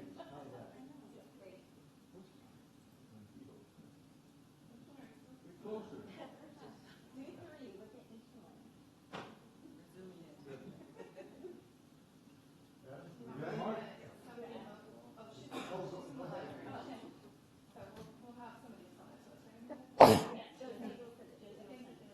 Great, thank you so much.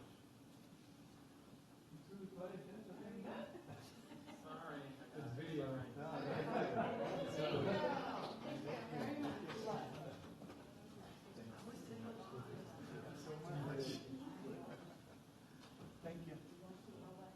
Yes, we do too. Great job again. Finally got one project. When we walk through the library, as you go through the door, there's tiles on the entry there. And many people have donated to that Chowchilla Library for years and years. And proud that my wife and I, our name is on those tiles too for the beginnings of that library. It has stood as a great edifice for learning and continued blessing to our community. Thank you so much.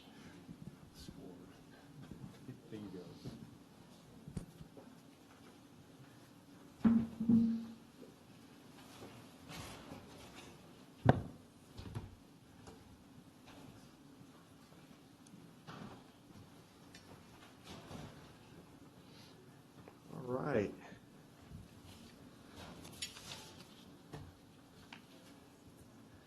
Is that gentleman sitting on the back row, is that John Cook? He sure looks like John Cook to me. No. Yes. Okay, John McCann. You sure look like a very dear friend of mine, and I thought you were him when you first came. My heart just reached out. You are the spitting image. You could be his doppelganger. I'm not kidding you. His grandfather was the famous Captain Cook that sailed in to the Hawaiian Islands. So, yeah, know him very well. All right. What did your grandpa do, John?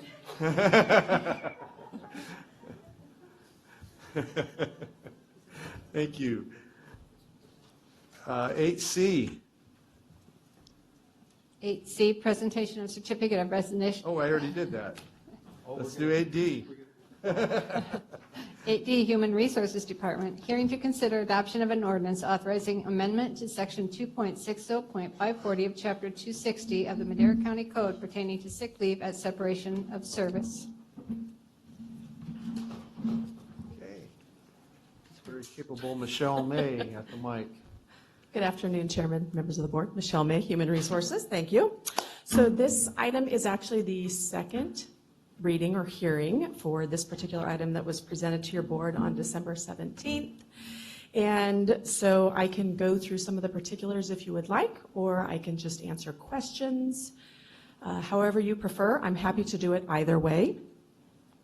Okay. Any questions from the board? I'm sorry, I do. Yes, go ahead. Yeah, Supervisor Wheeler. Can we put a cap on, I think I asked that before, do we have a cap on time they, on the sick leave, how much they save? Currently, do we have a cap on the sick Yeah. leave? We do not, with the exception of two I think it peace was- officer, the peace officer units and Right. peace officer management. I- The I- other I classifications, think we need to really look at that and put a cap on it. I mean, we can't go back, but we can go from this point forward. And really like to think we ought to put that on the board, because I don't know if you read the back of it, I mean, it could be $140,000 a year. I mean, we've got to go through the unions to do it, but I think that we need to cap Yeah. that. Because, That's I an mean, these unfunded people keep it liability. forever, and then they get these big hunks of payouts, and that increases their retirement at the end, so. Yes. Yeah. So, We want people to use their sick leave when they're sick, too. Right. We don't want them saving it up when they're sick and coming to work sick, so that creates issues as well. so can we look into that and bring it back to us? That is absolutely something that can be negotiated with our bargaining units. Yeah, I think it's very important. Thank you, guys. You're welcome. So, you suggesting that we shouldn't move forward with This, or- we can't change this. Yeah. Because they got it built up. We can't go back and say, Right. you saved up 20 years, you can't use it now. Right. So, It but can't from be this point on, retroactive, right. we can't. Right. So, I mean, I don't like to consider it too much, but I guess it'd be better than any other thing. Maybe So- we should negotiate that going forward as a MOU with the bargaining units. Yeah, it'll have to be, Going yeah. forward. Okay, any comment from the public on this item? Hearing none, what's the pleasure of the board? To approve? Motion is made, is there a second? Second. Motion made and second. Roll call, please. Call for the vote. Supervisor Frazier? Yes. Supervisor Poitras? Yes. Supervisor Rodriguez? Yes. Supervisor Wheeler? Yeah, Supervisor Rogers? Yes. Vote passes 5-0. 8E, 8E, discussion and consideration to adopt a resolution appointing Jose Trujillo as Madera County's Veteran Services Officer effective January 1, 2020. no. Oh, I didn't see you standing there. this is certainly not a hard one. That's right. Okay, this is pretty self-explanatory. I move that we approve. Okay, motion is made, motion made and second. Any question from the public on this item? I just want to say that Jose has done a wonderful job everywhere that I've seen him speak. I mean, there's never a time that we're out and about that he's not saying, get me in front of as many people as I possibly can. It looks like you're at the opening of an envelope, just to see if there's a veteran there that you can help. And I appreciate that very much. Thank you. Yeah, it definitely represents us with class, dignity, and honor, as he has already served in the military. Sergeant Major, we thank you. Yeah. Well, let's vote. We don't know if it's going to be split or. Anything you'd like to say? I'll give you the floor. I'd just like to say, first of all, thank you for the opportunity. It is a privilege. I do feel it is an honor to be able to fill this position. I think the goal of all of our people in our office is to provide the best service that we can to our veterans in the county. They certainly deserve it. I've had a tremendous opportunity to work with the Code Enforcement Division for the last 4 years.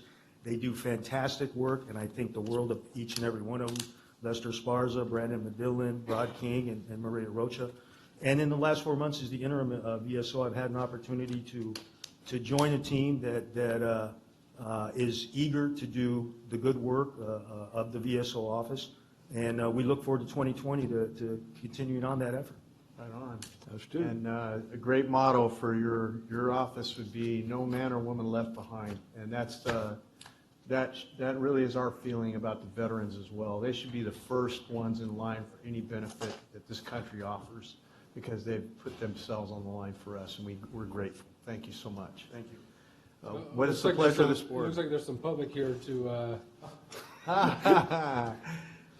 That's great. I wonder if there's anyone else who'd like to say anything. Since some have come in, I think there's probably someone who'd like to say something. Phil, don't be bashful. Come on up. Okay.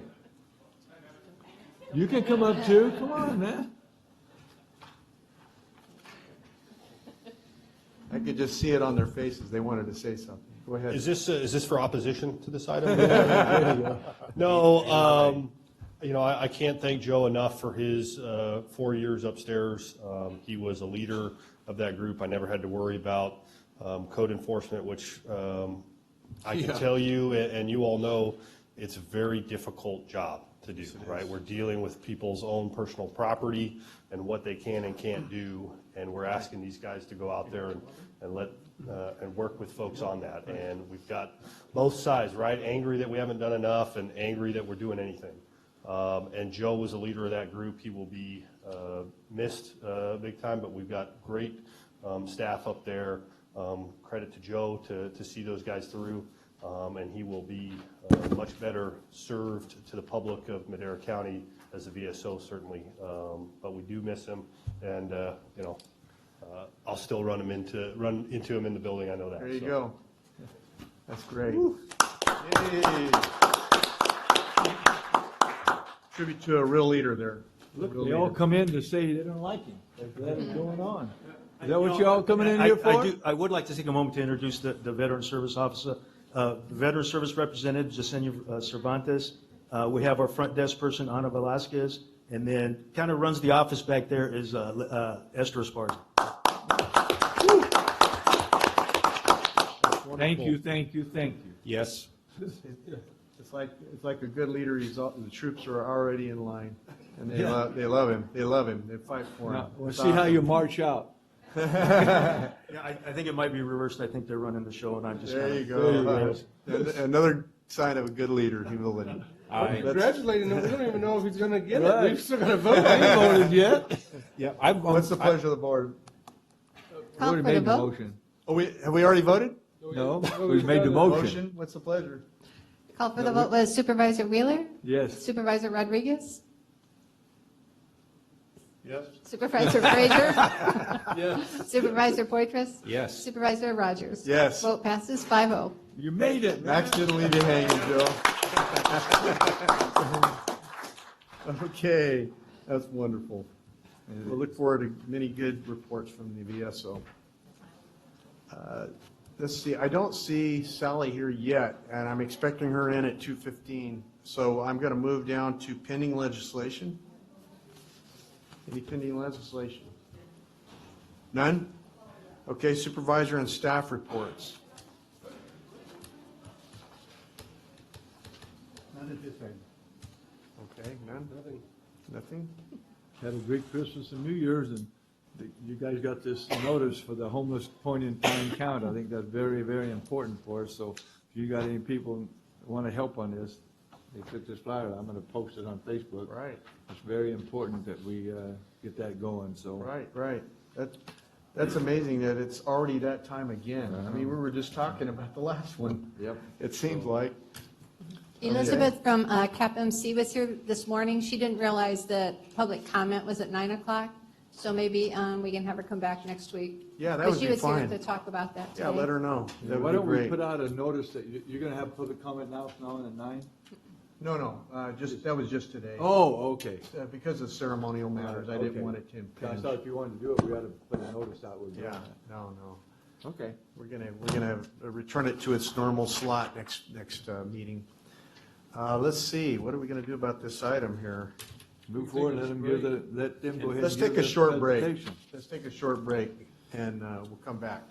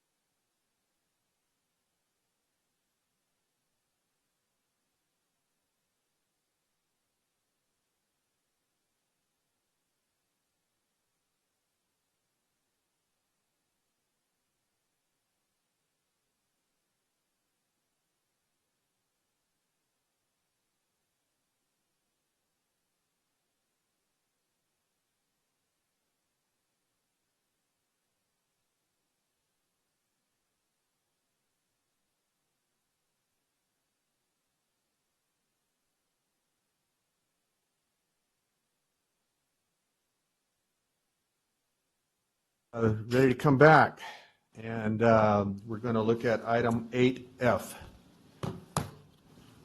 Like in Frank? 8F, County Administration Department, General Services Division. Discussion and update from staff regarding financing options and defining project scope for the Hall of Justice project. Request for proposal number 2019-09. Okay, staff? Good afternoon, Mr. Chairman, members of the board. Marie Miranda, General Services. Here with our large team, Jorge Mendoza, our Capital Projects Manager, Sally Moreno, our DA, Joel Begay, Deputy CAO, and Dale Bacigalupi, Deputy County Counsel. We're here today to provide you with an update on the Hall of Justice projects and what steps have occurred to date since last we were before you back in 2018. We're also here to seek direction on project financing and scope. Having discussed the project in detail with the user departments, the district attorney and probation departments, there was a desire to circle back to your board so you may provide direction on the project's next steps. We are currently in the second phase of a two-phase design build procurement process. We have already began with the request for statement of qualifications. We are now in the second phase, which is a request for proposal, but we have not received the proposals just yet. So we're still in the open RFP process. Should your board direct that we continue with the process we're on, we would recommend we issue a final addendum clarifying our project scope and our financing direction. And I'm going to turn over to Jorge for some more project history. Good afternoon, Chairman. Good afternoon, Board of Supervisors. I'm going to go through and give you a brief history of what has transpired up to today. On September 2014, Madera County executed and implemented a Road 28 campus study. The Hall of Justice was identified as phase 4 of the campus study.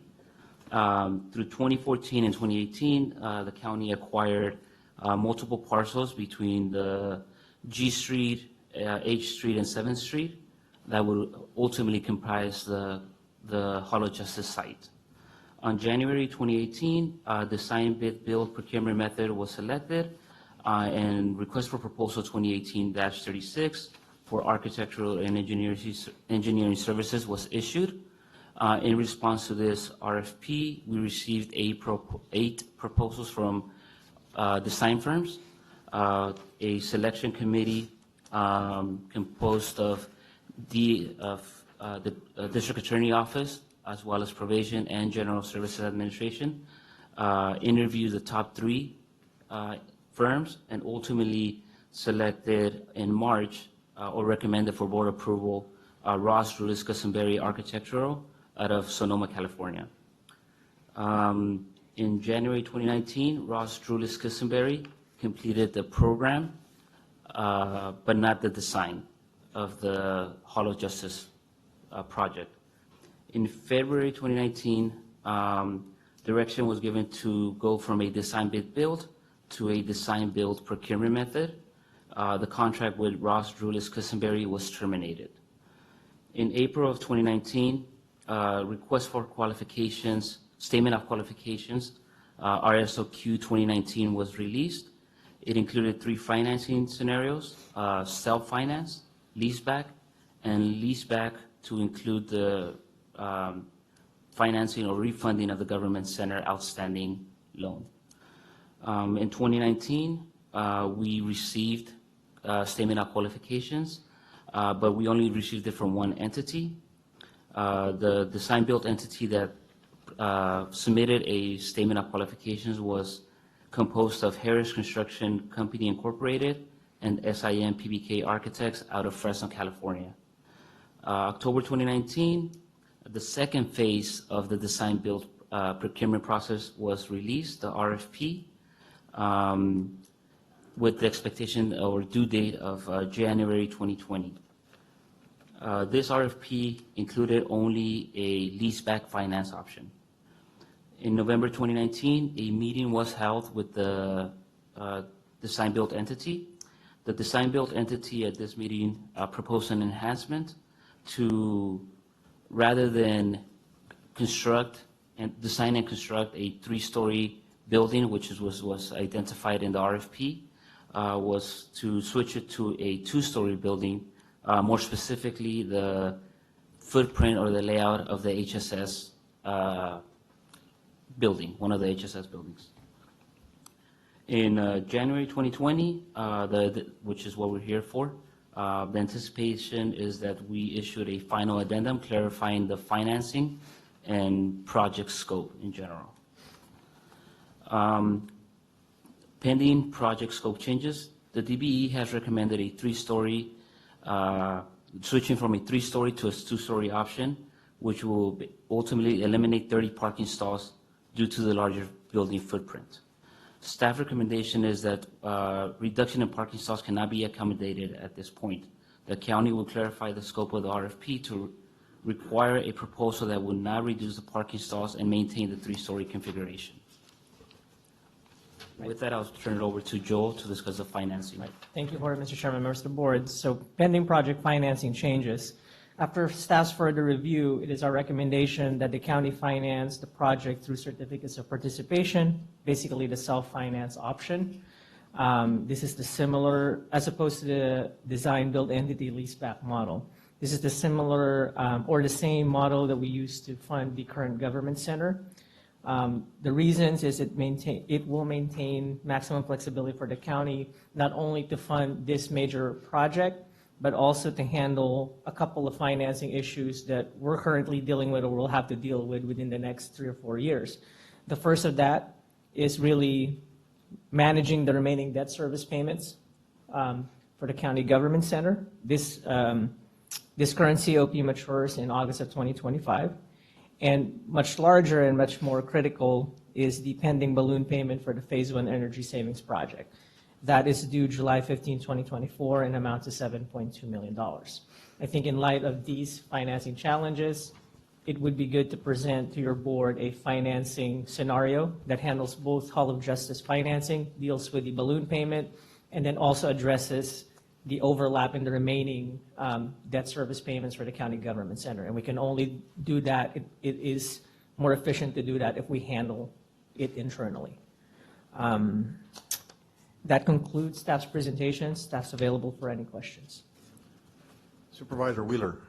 Thank you. What's the balance right now in our government bill? Supervisor Wheeler, it's a $8 million and change. About 8 million, okay. What, are we saving the dollars for the difference between the solar and electric bills that we used to get now since we got the solar in? I do believe that, I mean, the bills have, the cost of the solar has been lower than the electric bills, but that savings isn't stashed away. That savings is realized by the general fund currently. Well, if we knew we had a balloon bill payment on the end, we should have been saving that. I believe the intent, the original intent for that balloon payment was to be refunded at the same time as the maturity of the government center goes away. So right now we have $1.5 million debt service payment. I see. So we could just carry right. that So I think the intent side onto that. Right. So it's I think it matures within 12 months. Yeah. Right. That's good planning. Yeah. And then the 2-story instead of 3-story is crazy. I mean, it's cheaper to build a 3-story, and we lose that much parking. If we don't have that much parking, we'd have to buy more of those lots around there, and it took us 5 years to buy all those lots, and we started this in whenever it was 2014 or something. So that's my personal opinion on that. I can probably have more later, but that's good enough for now. Supervisor Poitras. Thank you, Mr. Chairman. Just 2 questions. One would be, why did the designer recommend we go to 2-story rather than 3-story? I was just kind of curious because I'm sure they would know that, there's going to be, conditional permit issues as far as parking and stuff like that. That's going to be based on zoning, and they should be aware of that. So anyway, that's my first question. So right now, it's the design-built entity who's proposing this switch. As the county and the awarding body, we still have the option to decline, and that's what we're here seeking that direction. That's a tight site. We are already deficient with parking stalls. The initial thought of them proposing the design-built entity proposing a 2-story was that it was already an approved plan that was already had the structural, electrical, mechanical Social services. component. It's the HSS building. Yeah. So it was cutting in construction time because there's already a developed core and shell building. That's the reasoning behind it. Okay. And as far as cost goes between the two buildings, what would be more expensive to build, the 3-story or the 2-story? Right now, our estimate that was completed early on was for a 3-story. Okay. I mean, until we get we don't have a true Bid. estimate for a 2-story, Okay. a single 2-story. Okay. And then the second question I had was just in regards to the certificates of participation. Now, is that some sort of internal financing with funding internally from county investment pool? Is that what that is, or? Yeah, Supervisor, it's basically a lease back managed by the county. So what we would do is we would turn a lease to the Madera County Public Finance Authority, of which the county board is the board, the facility, and then municipal bonds will be issued by that authority, and then we would lease it back from that authority. It's an alternative that it's basically county leasing from an arm's length entity. That's what the certificate of participation is, which is the same structure that we've used for the government center, and it's a lot of how municipalities fund, when they self-finance projects, that's how they fund. The advantage of that is we have an asset that we can leverage. If we fold that in, that would deal with might potentially help us avoid capitalized interest as Hall of Justice is being built. Otherwise, we would have had to fold that interest during that construction period as part of the principal. So that might help us avoid it. But of course, we have to kind of figure out the principal balance. I would point out, though, that In layman's terms, that would be a construction loan. Right. It takes that. And as of August 2020, we would not have any prepayment penalty for the county government center. So that does open up possibilities. And we have contracted the services of a municipal advisor to help us figure out what's the best way that we can figure out financing for all of those 3 projects: solar, government center, and Hall of Justice. Okay. Supervisor Frazier. At the end of the day, it's all general fund that is funding the payments of that, right? Whether it be a lease payment, That is financing. correct. So it's not like it's coming out of the pool and we don't have to pay it back. It still comes out of the general fund at the end of the day. And the 2-story itself, the building itself, it's always more expensive every floor you go up. But there would have to be a huge savings, in my opinion, if we're going to have to then go across and buy land adjacent that isn't for sale, that I don't want an eminent domain, affordable housing, or somebody's house, relocate them. So the amount of savings would have to be astronomical versus that 3rd floor to be able to realize that extra parking. My question is, when it went from the design bid build that we had said and it went to the design build, can you just explain what that process was, how we went through that process, what it, under the code, how are we able to just change it from design bid build to design build, how we got there? So that decision was taken back early this year from a code perspective, because it was just in design, schematic design development. There was no ramifications to the county for terminating the contract with the designer, RDC. The thought process behind the decision that was given was that it was to accelerate the project itself and the construction of the Hall of Justice project. The design build delivery method does allow for that, since as you're constructing and you're digging for foundations, you're still developing the design itself. So design build delivery method does allow for that. But you asked about a legal standpoint. What was in terms of the procurement process, that's just all by code? Correct. So when we went out to design build, it's a two-phase, design build as a two-phase procurement method. Initially, all this has been publicly bid and advertised. Initially, I know we only received one bid from a design build entity, but we did have 3 participants show up to our pre-bid meeting. One of them was Harris Construction, Quarry in General, and Roblin Construction. Ultimately, only the stated DBE submitted a statement of qualifications. And how was it advertised? We go through eBid board, and then eBid board contracts or has accounts with the various builder exchange sites. Yeah, So that's a worldwide correct network. Correct. Yeah. So anybody in the United States can look at our project when we advertise. Right. That's all my question. Okay, Supervisor Wheeler. Yeah, just one more. What I like about us owning finance instead of the lease buy, I remember on this building about, I don't know, 8-10 years ago, it might have been before you got here, Joe, we refinanced this. And we saved, I think, $1.5 million or something, just in the financing costs and stuff, that when we got to refinance, we had that lease buy, we don't have that option. And I think that's really important, that we have that option to cover our rears whenever something else happens. Well, our credit As a rating banker, improved. isn't that a pretty good option? Yeah. That was in Okay. 2015, Supervisor.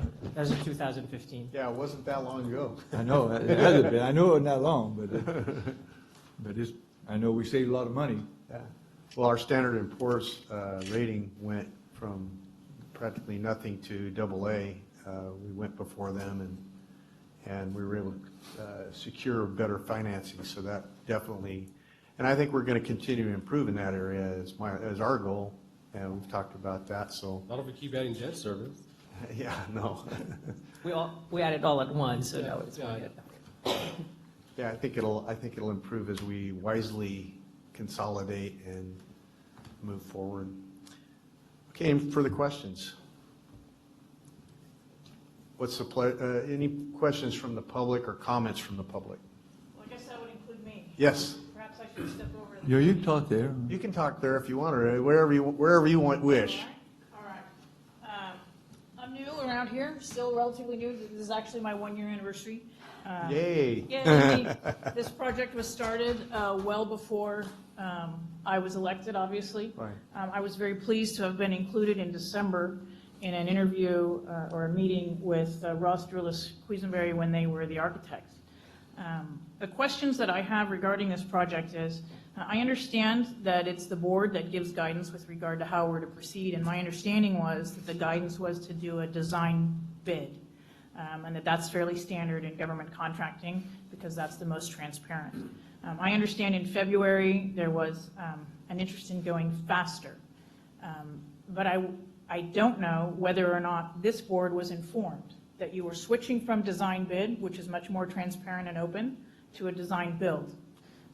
And when that shift occurred, ultimately that shift resulted in just one person bidding on this project. And that's a significant thing. This county, I was listening to you, Mr. Frazier, this morning, and I was listening to you, Chairman, this morning, talking about how far Madera has come and how we are striving for excellence. And we all know the things that have happened in our very recent past that create the appearance that maybe things aren't clear, maybe things aren't transparent here in Madera County. And I just thought as your district attorney and someone who, A, is an interested party in this building, but B, is interested in making sure that Madera looks as clean as it is in the public's eyes, that we should go back and look at how did this change and why did it change? What was the driving force behind the change? And if this board is convinced that the driving force was efficiency and transparency in government, then I'm behind it. I want a new building as much as anyone. But I think in light of recent events, it pays us to look again at how we ended up with design build instead of design bid and if that's an appropriate way for this project to proceed. And I would note, although I was present at the December meeting, there was no discussion with me regarding this change. I met with Ross Drulis-Quisenberry. We talked about the programming, the project programming, the office sizes. I actually had some pushback with Jorge about what size offices we were going to get and how we were going to fit everything. And I was comfortable with that we were going to get a project that we were going to be able to look at. And then, the ground kind of shifted without me being completely aware. And by April, we were looking at something that was very different. And that resulted in a process that I'm not sure appears as open and fair as it could. I just wanted to take an opportunity to lay that before the board. Sure. I have every confidence that you will do the right thing and give the appropriate guidance. And I thank you for taking the time to hear me. Thank you for the comments. I appreciate that very much. Supervisor Poitras. Thank you, Mr. Chairman. In lieu of our district attorney's comments, is there anybody here that can maybe answer that question? Why, maybe not wait to another meeting if somebody knows now why the change was made. Right. That might be good. The change came directly from the CAO. It was direction from the former CAO. Our understanding is it was in the interest of time. Was there a lengthy dialogue? But our understanding is that it was direction from the CAO, and historically, when we decide which method we're going to do, which procurement method, that hasn't been a board decision, it's been a CAO decision. And traditionally, we've done design, bid, build. Design, build, the lease back is relatively new with the Sheriff's Office and HSS, but we have done those now in our portfolio as well. But ultimately, the decision was made by the CAO, and our belief and understanding is that it was in the interest of time. I think he said that in at least one staff meeting. And the direction was given in an internal update capital projects meeting, that different delivery methods were wanting to be looked at. CM at risk was one of them, and then design build was also another delivery method, and ultimately was the one that we were directed to proceed with. From a design build, does offer the same. You can get there with the design build deliver method. There's, from my perspective as a construction manager, there's nothing. You can still get the building that the district attorney and Madera County adult probation department ultimately wants. It's with design build, the contractor, the design build entity owns or has a contractual relationship with the architect. With a design bid build, the county has that contractual relation with the architect. The drawback, or one of the cons with design bid build, is that during construction, if your architect makes mistakes in their construction details, then the county is liable to pay for those discrepancies. In a design build, since the design build entity hires that architect, when those discrepancies do occur during construction, they point the finger at themselves. You're shifting risk to the contractor. So there's depending on the way you perceive each delivery method, there's pros and cons to each. Yeah, I want to focus in on that for just a second, I think that's an important point you just made, and I do know of a project, a significant project, where the design bid build, where the architect was separate from the builder. The project was landed by a very, let's say, fresh architect, and the circumstances ended up being a disaster of continual change orders and circumstances beyond the builder's control that ended up costing the county entity quite a bit of money. So it's one of those circumstances that They did go after the bond for the architect, but do we really want to go there? You really want to have that kind of circumstance when you have, and that's a problem that can occur when you have more than one entity involved in the circumstance, in the situation. But that's just been my experience. A one-stop shop is, in my opinion, always a better option. So. I just note for the record, there didn't appear to be any problem with Ross Drulis Quisenberry. They were very professional, a Right. very esteemed firm. They had been hired and selected out of a selection process of 8 architects initially Right, applying. So right. There wasn't any indication of a problem. Yeah, and I don't think that's why the circumstances changed at that point. I think it,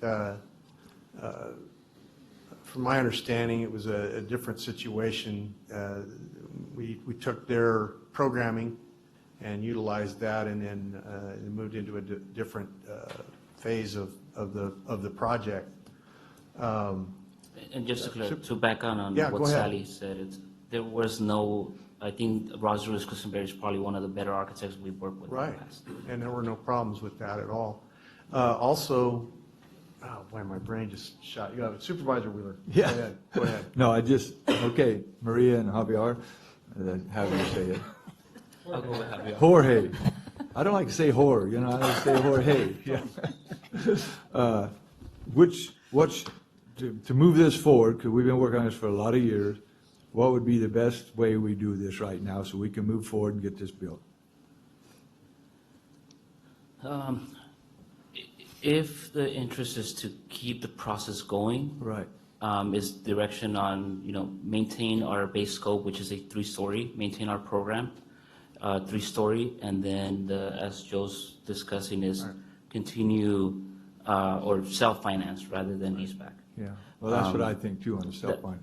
Right. Yeah, if the desire is to go back and look at this from a different, maybe go back to a design bid build delivery method, then we have to consider, time involved in that and escalation. So. Right. And every day we go longer, price is going up.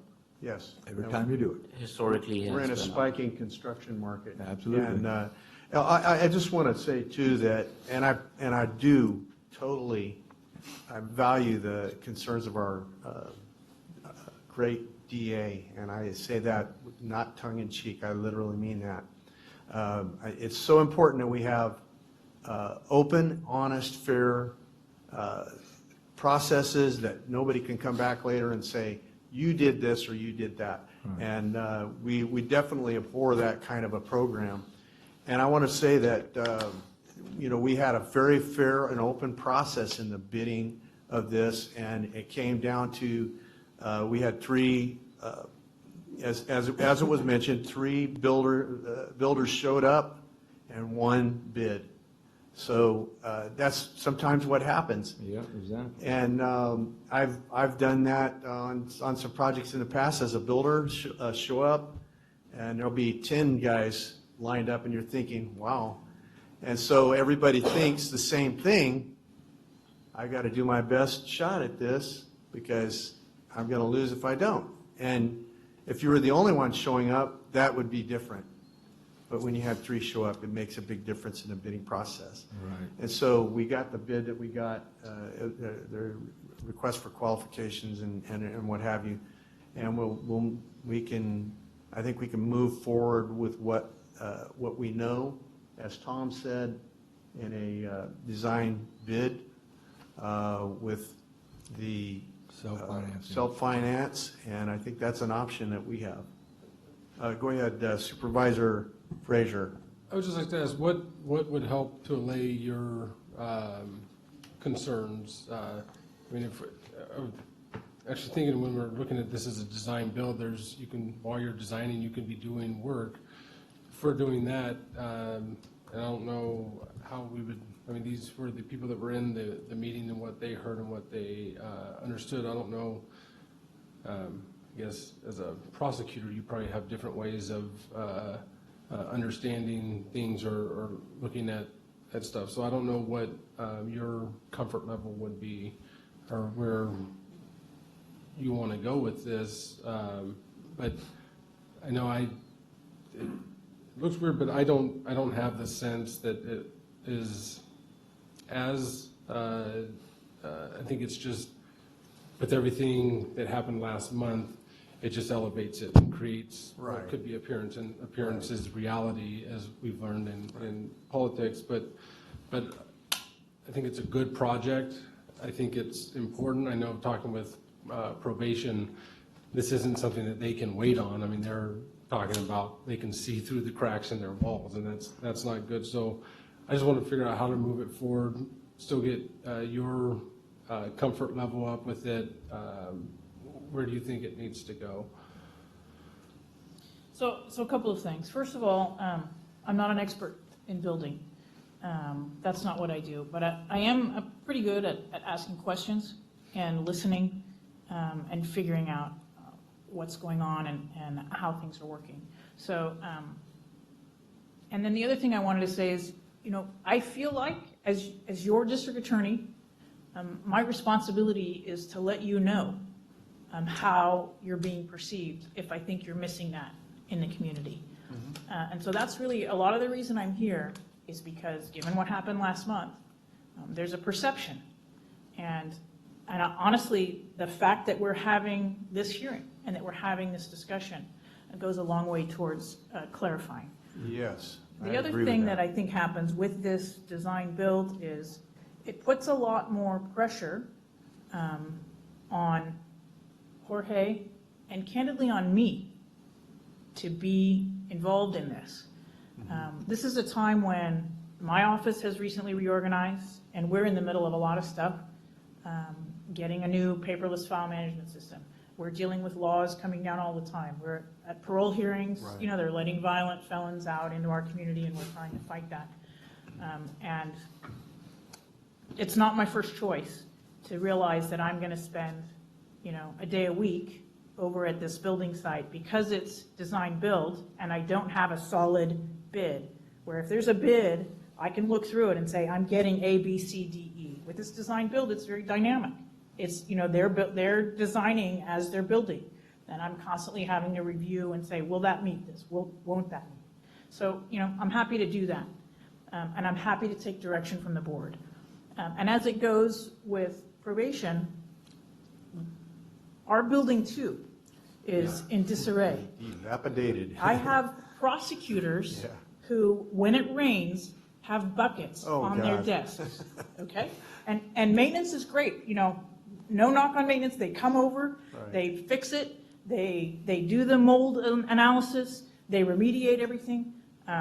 But we're not in great shakes either. But that's no reason to hurry something, to get something that we're gonna regret for the next 20 years because we're in a hurry to get through this 6-month crunch. And I know that this board understands that their responsibility is to look to posterity, not to what's efficient and convenient today. I do think the fact that we're having this conversation goes a long way. And with an acknowledgement that this shift shifts a major portion of my focus for the next year and limits me. Thank God, as you all know, I just hired a fabulous assistant because he'll be picking up a lot of the slack for me in my office while I'm focused on this. So I don't know, short of getting a bid from, and I got to read it again, Ross Kuisenberry, with whom I was very comfortable. I don't know what else is really going to up my comfort level, but I do know this. I work for you. I'll take direction from you. If you tell me this is how we're doing it, then that's what I'll do. I certainly don't, go ahead. Another point too, we look to posterity, but we also have to answer to the taxpayer now as well. And so if we're looking at a 2% escalator or 1.5% escalator on a $30 million project, and that's, you can get to 24% in a single year on 30 million it's a tough pill to swallow with going to that design bid, and had it maybe stayed that way at the beginning, that would have been a great way to go. And it's here now is I think where we have to have that decision point is where our comfort level is with it. And answering, as we all do, to the taxpayer as well. Yeah, and my thoughts were, as you spoke to, we don't want to encumber our chief prosecutor, the one who is our spearhead for protection of the public, encumber you with something other than that. That's your main job. And I think staff can alleviate many of those, assuage many of those concerns. I believe that we have some very capable people who we've done a number of projects now. Quite a few.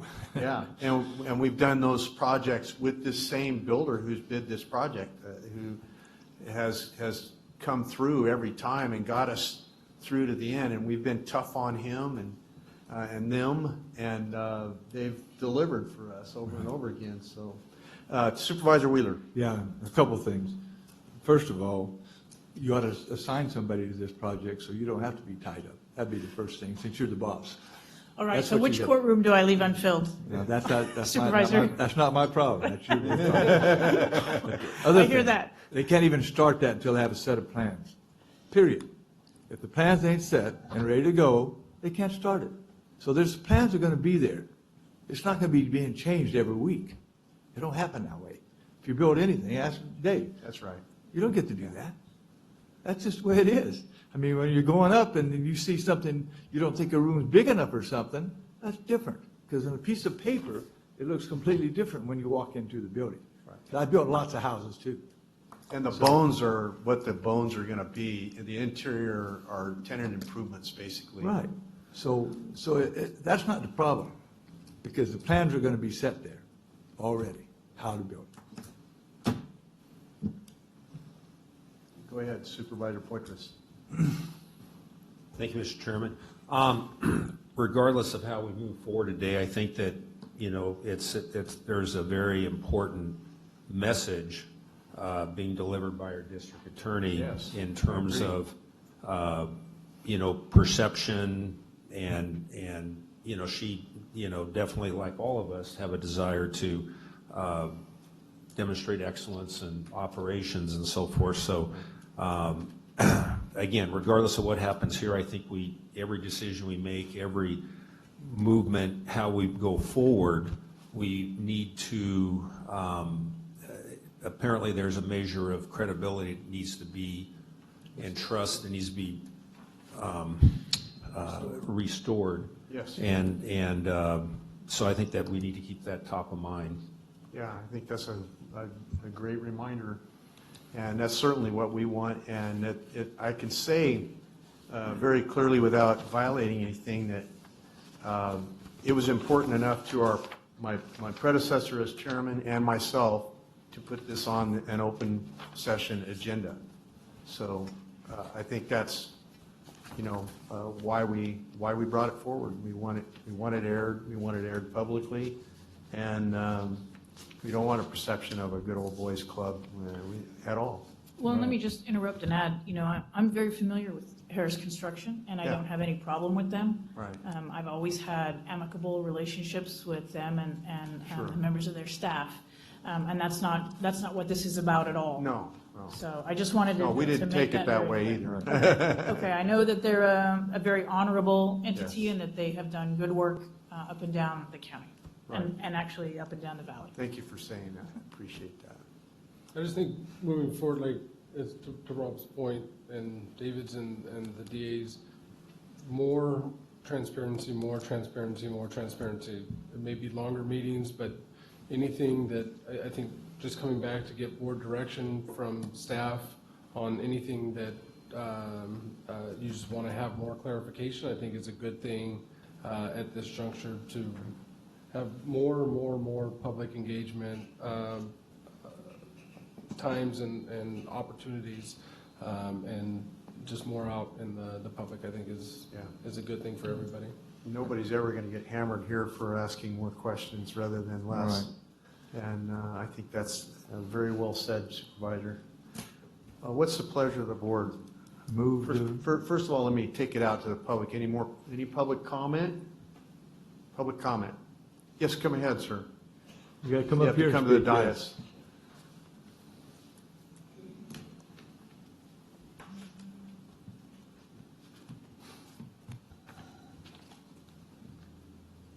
Tell us your real name, not Dave's name. My name's John McCann. I'm with Harris Construction and Richard Spencer, Spencer Enterprises, when we're in a developer role. To the question about how we ended up with a two-story building, nothing really quite complex about it. That building has been built on 4 occasions. We have the plans for it. We have studied the requirements of the Road 28 study, had the architect see whether or not that 2-floor plan could be used to house both the district attorney's office and adult probation, found that it could, provided that finding to the county so they could check our work to make certain we weren't doing a sleight of hand thing, and decided that would work, understanding it did create a problem with parking, 30 spaces less than under the previous plan. The idea of moving forward with the existing building, 1, it was one that had been built. 2, it had been planned. We figured the cost savings to the county was on the magnitude of, in plans alone, $500,000, and time could be as much as 4 to 6 months. And then finally, ultimate cost, with the rate of increase in cost of construction as it goes, another $250,000 to $500,000. So it was primarily a financial decision that was made. The cost of a 3-story building will be more expensive than a 2-story building, independent of any savings in using using existing plans, because you double up the common areas on the 3rd floor. So you have another elevator station, you have another set of bathrooms, you have another set of reception areas. So that works too. Any questions you may have, that's how we approach this thing. It really is pretty straightforward. It was a dollars and cents decision. Yes. Yeah, I can clearly see that. And parking, did you consider parking? We did, and we understood going into it that we were going to lose parking, and decided that was just something that was a reality that would have to be taken care of. We were early on in the understanding of what that really meant as to whether or not that was going to be a major challenge for the board or for staff, and that's where we left it. I have since learned that there are some concerns about taking housing out of an area that is one of the few areas where you have affordable housing, and the difficulty in going through an eminent domain process. All of that has not really been drilled And that's time, and down. that's money, and taking the house out, putting pavement in, it's all, you're talking about, by numbers you said, maybe $1 million to $1.5 million, it might end up costing us that much by eminent domain, destruction. Oh, definitely, pavement, definitely. New pavement, so you got to take that into consideration too. Well, while I have you up here, do you have any thoughts about, as you looked at the two-story versus 3-story, about the future for the staff, and what was this discussion on that and the numbers? How did that look? Well, the Road 28 study was done with the immediate needs, existing immediate needs, and future needs. Okay. So the programming was done to accommodate that. That then narrative, if you will, those studies were then translated into what we call concept plans to see if you can fit the various workspaces and common areas and support areas with the required adjacencies of the office and the adjacencies those offices has. For example, the district attorney might well have the assistant district attorney in an office located next to her office. So you study all of that, and then you study the stacking diagram to see if the stacking works. And the 2-story building fit in all those respects. So there was no compromise. From my understanding in discussing the reviews that I've had with Jorge since this process began, there was no compromise of the actual results of the study. The discussions revolve more along the lines of, we identified in the Road 28 studies some ideas of improvements, specific types of improvements that were very costly, and we made suggestions as not to use those approaches because you could achieve the same end with no compromising of the equipment of the requirement and move forward on that basis. But that would all be completely transparent rather than using one particular type of delivery of, for example, data cables as another. That would be laid out to the county. They could see what was being done. And ultimately, they could make the decision, yeah, we'll spend more money to do that. But it's not an opaque process. I don't want anybody to get the position, get the idea here, there's something opaque about it. It's fully transparent as to what's going on through the design build. And the constraint, if you will, on the builder in a design build situation is really twofold. Number one is the program that goes to great lengths and specificity to identify everything that's going to be required of the builder. That then is translated into what we call concept drawings. Then we go into design development for schematic drawings, and at each level of this concept schematic drawings, we go through a process of review with the district attorney's office and the adult probation so that they see the plan evolving from concept to actual final schematic designs that are approved by them. And in this process, they understand what is going to be built. And they have their input as to whether or not, well, wait a minute, that wasn't included. You missed that. So there's a very disciplined process here, if followed, that you are checking those plans all along the way and making certain that ultimately what you have is a set of plans that are going to be built that meet the requirements that were articulated at the very onset in the program. Primarily, the footprint of the two-story is larger than the footprint of the three-story. What is decreased in the process of moving from three-story to two-story that creates a significant cost savings? Well, the cost savings comes from using an existing footprint. Right. The existing footprint, in comparison to the three-story plan, if you can imagine for a minute, the three-story plan was like a Snickers bar. And so it was a little longer and narrow than one would otherwise expect in order to get as much parking out of the area as you possibly could.